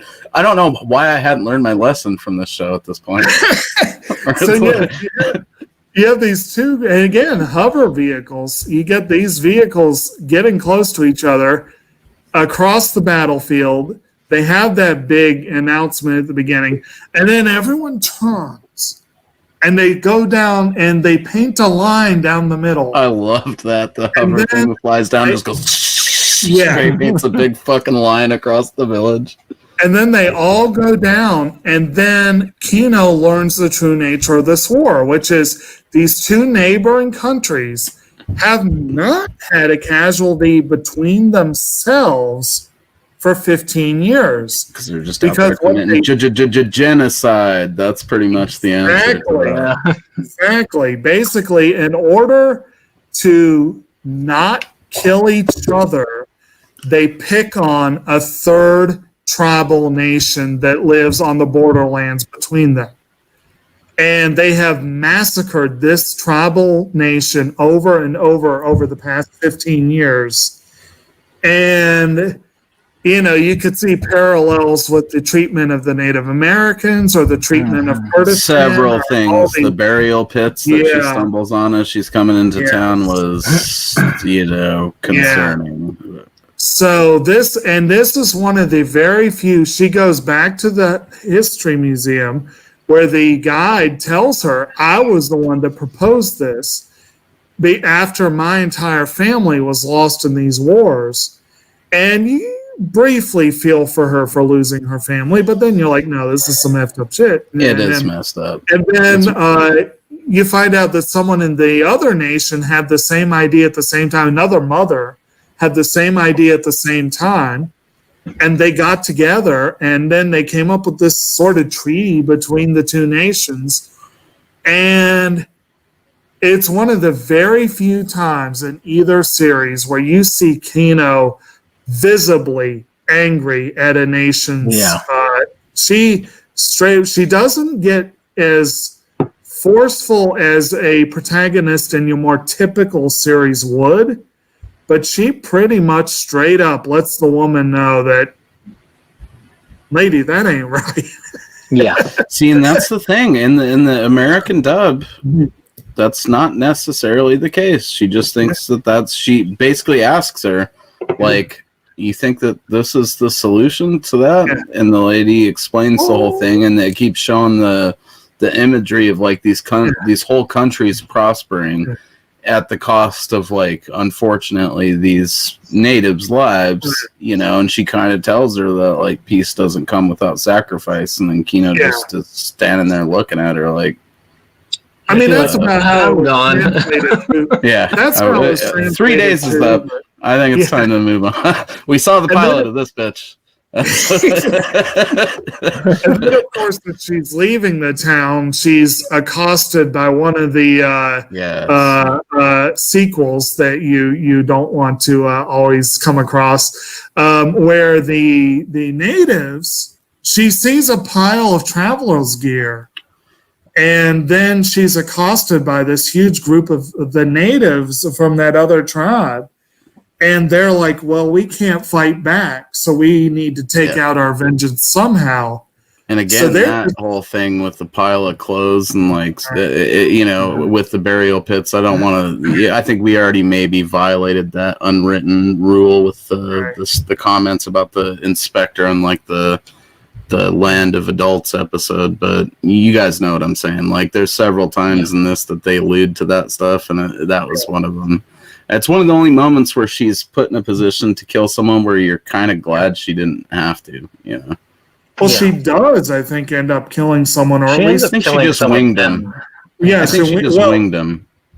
But it's bad enough to make her pretty unnerved as she leaves. She did not want to do that. She did not want to be put in that position. I think that was her, like, oh god, you know, because if you watch, she shoots the dude, and it's totally like one of those classic shoulder shots in movies where it like spins him around, and then she's sitting there holding the gun on him, like, I really don't want to have to, because she could have easily killed all of those people. And they realize it. They realize it at that moment. Yeah, they leave very quickly, and then she's able to continue on in her. But yes, this one did stick with me. I was like, oh my god! And I love how it's the penultimate episode, and they finish with a kind land, which is another example. But it's subtitled "Tomorrow Never Comes," which is fitting for a final episode, but also they're going to pull the rug out from under you. And in a sense, I like how a kind land is kind of misleading too, because as they're going up, they are talking. Kino and Hermes are talking about, well, why are we going to this country? It's got such a terrible reputation. Why do you want to go there? And Kino's like, I kind of want to see why it's got such a bad rep. And they come to. Well, we have a kind of Corpse Blood Gaming. Yes. Oh shit! You too. Yeah, I think it's my boy Jason right there. Is it, what's up, buddy? Yeah. All right. Thanks for joining, bro. I was going to say, before we go into a kind land, this is one of the ones that has been alluded to before, and it was probably the only one. Because she does allude to it. There's only one place that she's ever wanted to stay more than the 3 days, and she does say that in one of the episodes. I don't know which one. I can't remember.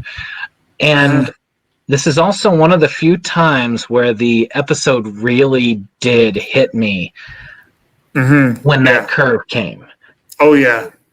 It's her too. She was speechless until they got back, you know. You do have a minor curveball at the beginning because, again, they're going to this country that has this terrible reputation. And they go in and they're greeted by the whole town, and they're all really friendly and really, really solicitous, and they really want to help out. And this little girl named Sakura is like, my family has an inn. And Sakura is like just the perfect host for her the whole time. And so we'll get back to that in a minute, but this is one that was redone in the other one, and like Brandon said, it's a pretty close remake. Sakura looks completely different in the remake, but mostly it's very, very, very similar. There's also a little bit of a difference. I think his name is Ijo. I don't remember for certain, but I think it's Ijo. Is the character who used to travel with the master, with Shisho. Yeah. And he the does gunsmith. The gunsmith. But it's alluded to in this episode. It's more obvious in the remake that he used to be the traveling companion of Kino's master. Yeah. But when he asks point blank, did you know someone named Shisho? Kino denies it. But in a way, it confirms it because she told Kino to always deny it because she's a wanted felon in most countries. Well, he knew. He knew. You could tell that he knew that the real answer to that question.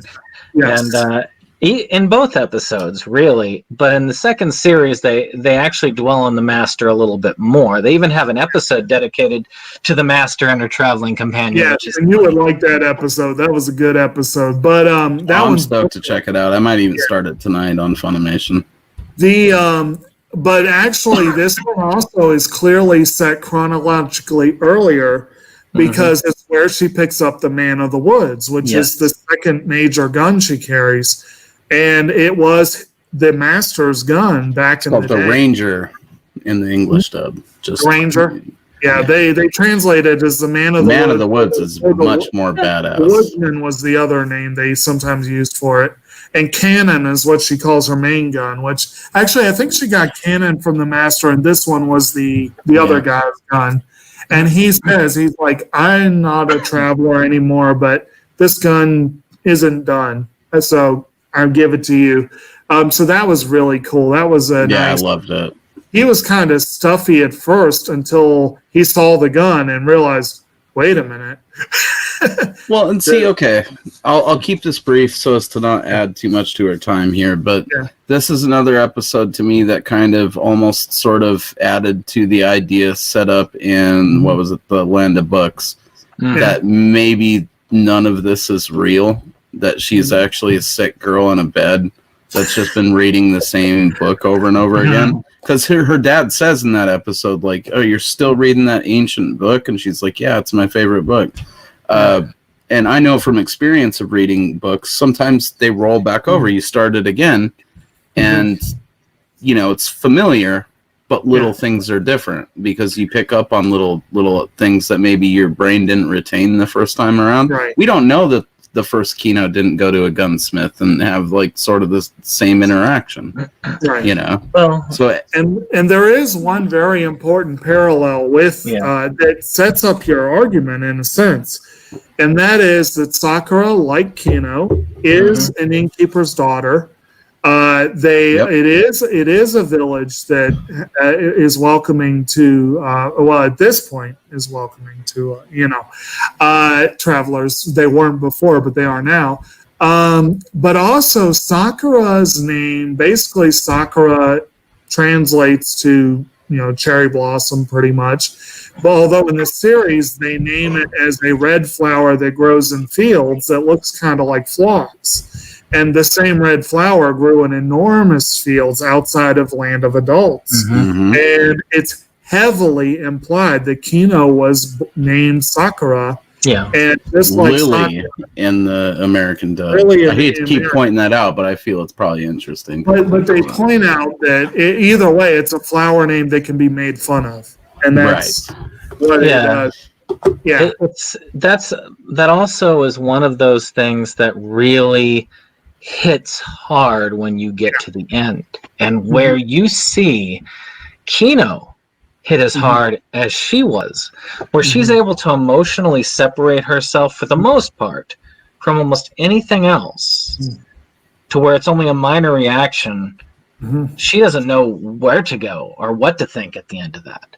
Right. So before this, we got to mention that Sakura not only gives her the full tour of the town, but also shows her this wonderful vantage point where she can see all the beauty of nature and everything. Gives her all the history and why everyone went there, because they were persecuted and they found a home and they were really happy there.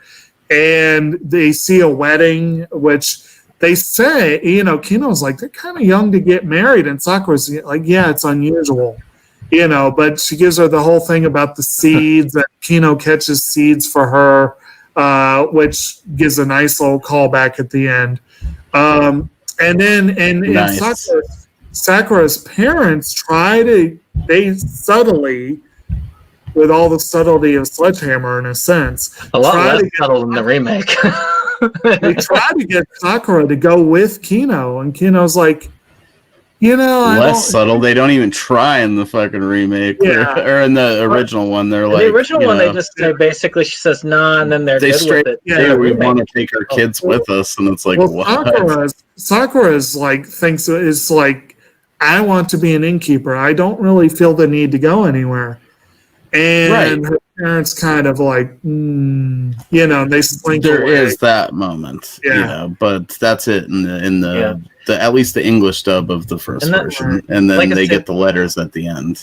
Yes, that's a very different thing, and not super different. Well, you got to mention everyone's surprised when Kino says, "I might want to stay longer." Yes, everyone's, including not just Hermes, everyone is. This whole country is like basically the mirror of where she started, except without the whole weird like plucking your childhood out of your fucking brain surgically type thing. It's like it seems to be the only normal country that she's ever came across where they have their standard like pilgrims settling in the promised land kind of backstory, and living a happy life where they all take care of each other. Yeah, they didn't have the best reputation with outsiders because they were so content with their shit. But they tried to change that at the end, as I'm sure you're about to explain. And that's something that they talked about at the very beginning when she comes to the gate, and they're like, "Nah, you don't want to be here." And then she's like, "I want to stay for 3 days." Like, 3 days? Really? Yeah, that Okay, should work. That should be okay. But yes, but they tell her very emphatically when she leaves, go to the ridge top before you rest. They tell her very clearly, you want to get to this point and make camp. And she does. She takes her advice. And then that night she wakes up with, I've got a really bad feeling. Like just, she's totally spooked. And, in a way you've never seen her spooked before. And she's totally spooked. And then she just looks and lava just coming down. And you get a pyroclastic flow that erupted and engulfed the entire valley in minutes. And she's just horror struck. She just doesn't, Mo, you got your mood on. I got that. Since Jason's down there in the chat, and he mentioned pyroclastic flow or whatever like that, check out the Demolition Hammer album, the first one there. It's got a good song about the people being engulfed in a volcanic eruption. So it would have went really good with that scene in the anime there. Just a bunch of thrash metal talking about people's blood boiling. I'm looking at the comments and I just realized I'm the only one without a nice hat on, and I probably could use one, but whatever. But I don't know. This hat's been basically a. For some reason, I've just gotten used to adding this to. The Kino hat, that kind of. I love that hat. But anyway, I don't know what the hell you're talking about, Jake. Your mane is as glorious as the show. Okay, it's amazing. I love it. Very smart. I look forward to it every episode. That moment really hit me the first time I saw it because I knew something was up, and I knew that I'd seen enough episodes. I saw the rest of by it, that point, the shoe's gonna drop right on your face. Like that. But I wasn't. It almost expecting that. It looks like they're setting you up for a happy episode to go off on. Oh, dude, maybe you guys don't live near volcanoes, huh? No, not actively. I don't think you even have them on the East Coast. Out here, that's a little bit more of a reality. There are extinct volcanoes in the Blue Ridge. It is an ancient landmass, but nothing active. See, we had Mount St. Helens shortly before I was born, and I'm always driving right below Mount Hood, which is another friggin' volcano. So it is definitely a reality for us over here that volcanoes could explode and kill a lot of people. So that one, I thought, as soon as she was showing her the tour, and she's like, the big smoking mountain right above our I was like, oh God, please no. But then they ended it so peacefully that I thought, well, maybe the twist was that they're just kind of dicks and they kicked her out of the village. I mean, I don't know. But then all of a sudden, volcanic eruption. And the subtle thing about it that maybe even a lot of people watching it the first time might not realize, I was surprised I picked up on it, was that Hermes actually narrates that final bit of it. Because she's so overwhelmed with what she's seeing, and you can see it on her face as soon as it starts. Like, oh my God.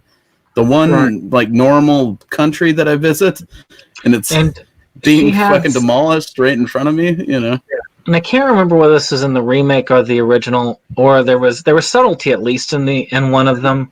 Is that this is one of the few times that you see real regret that she wanted to take that kid with.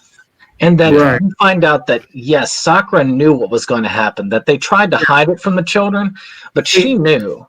Yeah, because you briefly mentioned the note, but basically they give her this great big picnic dinner, and Sakura also gives her a little bag and says, please take this. And so when this happens, she finally opens up the package, and she gets a long note from the mother where she explained that we learned such and such time ago that this big event is coming. And 1 year. We decided to stay. We are happy here. We were not wanted anywhere else. We would just as soon stay here and you know, and good. Hi, Brian. Good. But anyway, you know, and actually the medical one is one of the ones that didn't get an American release, unfortunately. But anyway, so shit. they find out Unless John Cena's in there. Okay, that's all I'm gonna add to that. they found out that they knew what was going on, that they were trying to get their daughter to leave because they wanted at least her to survive. She found out that the old man had given her the gun because she knew that it would have died, you know, that he knew it needed to continue on. But then that's when she opens the package from Sakura and she gets to see from the wedding. Finds out that kids are often more perceptive than adults give them credit for. Her parents said in the note, Sakura has no idea. But Sakura's like, you know, it was wonderful meeting you, whatever, and I want to stay with my family, basically. I don't Please plant these seeds for me. And missed opportunity to not have, you know, Kino doing that at the end of the series. Right. Yeah. And that pretty much was the end of that series. And I will have to make a quick note as far as the way the two series end. This one ended much better than the remake. Actually, the Conland was the 11th episode of the remake, and then Land of Adults followed it, which is kind of weird, the order on those, the way they did that. That is weird. It's weird saving that one till the end, too. That's so bizarre. I understand pushing Coliseum up to the second one, partly because it's so popular and partly because it introduces Rico and Shizu early. But this was a weird way of doing this one. But the final episode of the remake is the Black Sheep episode. That's what I'm going to call it, the Black Sheep episode, where Kino and Hermes are running from mad sheep. Oh, that sounds amazing. Yeah, where they discover at the end that we had been like raising these sheep for sheep fighting until they outlawed it, so we just let them go. Fucking sheep fighting sounds awesome, dude. I need that as an anime. That should be like some. Oh man, how is that not like a Beyblade thing? It was like an epic sheep battle at the end. Oh man, I need to see that immediately.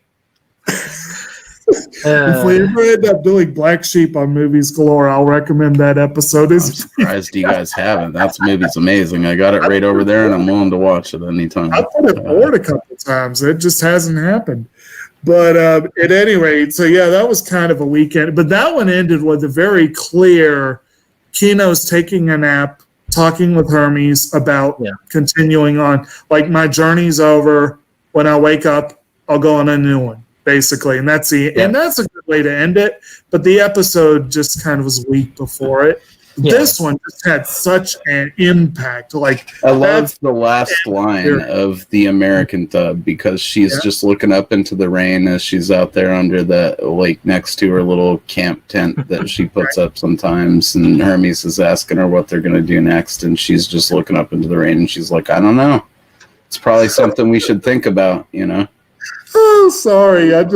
My brother was here for Thanksgiving, and we watched most of the remake. So speaking of remakes, reboots, we watched most of what's been released so far of the new Animaniacs.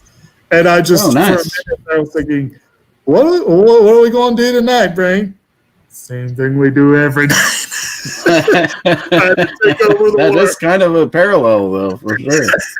Like, we're just going to go on a journey, we're just going to continue this shit. And it says, like, I decided not to end my journey or whatever. It's like that last text thing. And that in Kino's, that's something we need to touch on. I'm sure we're going to go into our closing thing here to finish this bitch out. But Kino's journey is worth multiple rewatches just to pick up there's hidden text and those little flashes of weirdness too.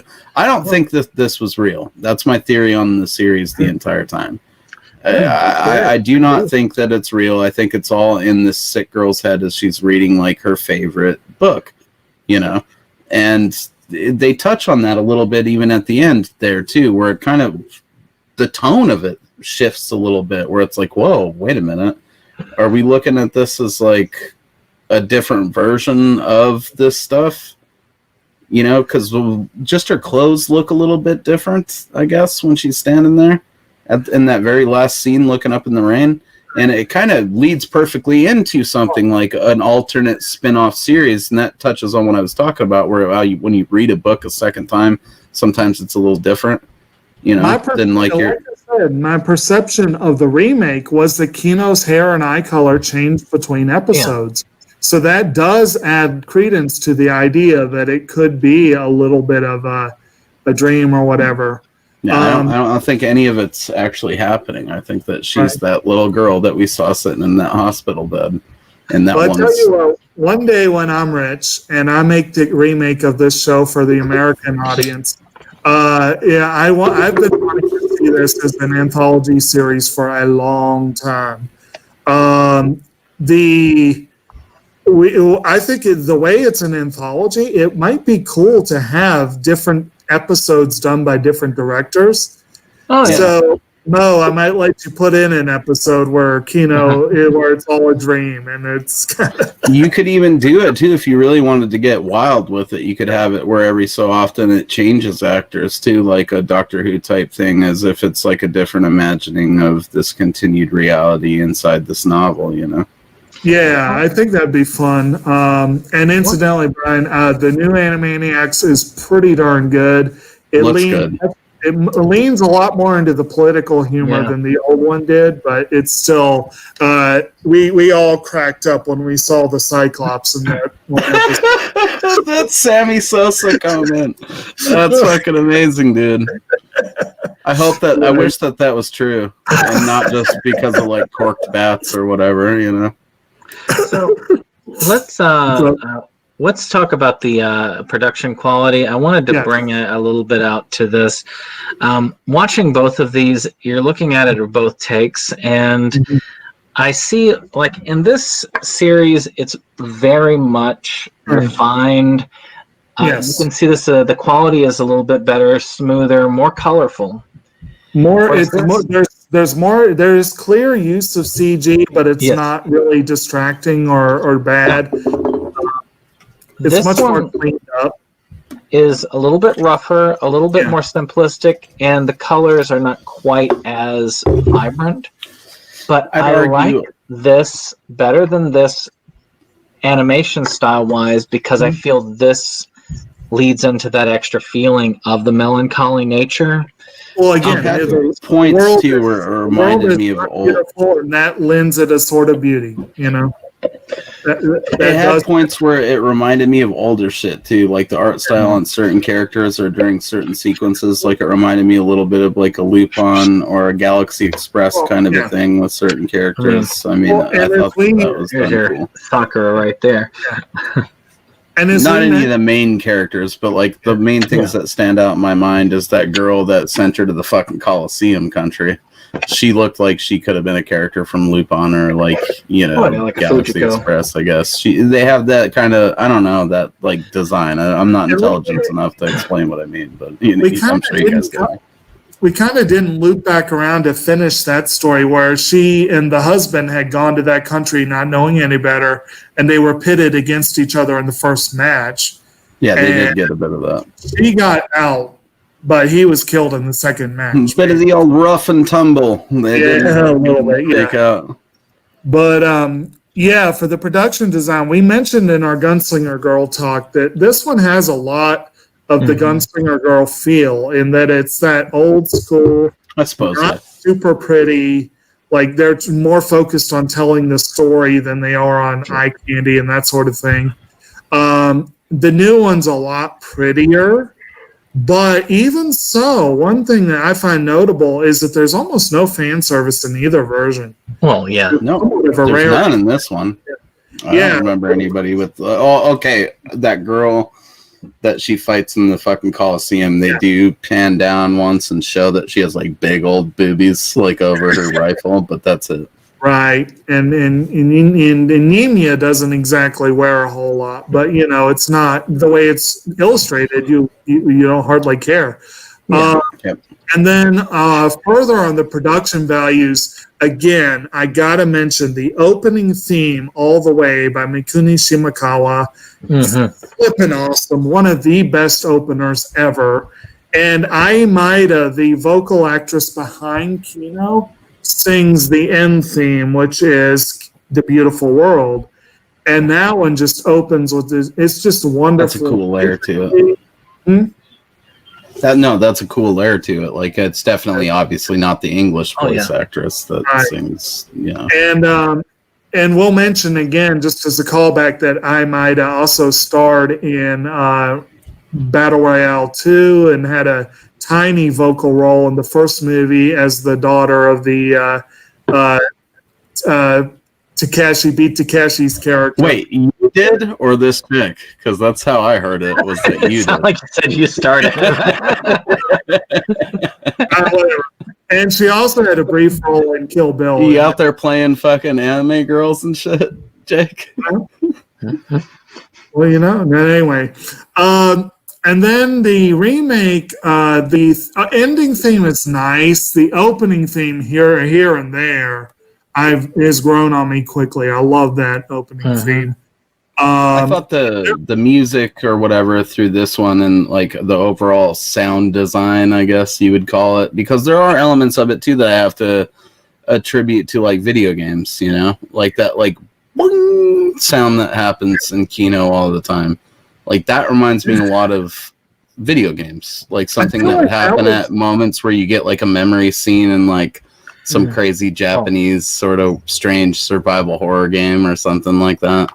I kind of got a vibe of like Temple Bells or something, even though it doesn't really sound like it. I have a feeling. Well, it's like a piano key that's a little bit, It's but the music and the music in general throughout the series is spectacular because it highlights the feeling that the series has. That kind of emptiness, that kind of music by Ryo Sakai in the first series, and well, and see that little pong sound is really what reinforced to my idea, because there's times during that too where there's like this intangible voice almost that says some things, and a lot of the times it's Kino, but then sometimes it doesn't sound like her. Yeah, and that reinforced my whole idea too that none of this is real, where it's all like some Matrix thing that we're looking into. Right. With that being said, we should be wrapping up. So, yeah. Not too bad, boys. I mean, 12 episodes in 2.5 hours. You know, thank you guys that have hung out this long. Hopefully this was an enjoyable experience for you. So, actually, why don't we ask before we leave, favorite episodes? Okay. Oh, well, I have mine right here. If you need my top 5, I actually did that real quick. Go for it. I'm not going to expound on them because we already have, but you know, here we go. My first one was Land of Adults because obviously it's fucking awesome and introduces, you know, the kid. And then we got I cheated and counted Coliseum, the 2-parter, as one episode. There's always room for a little bit of cheating. And then you got Land of Wizards, Land of Books.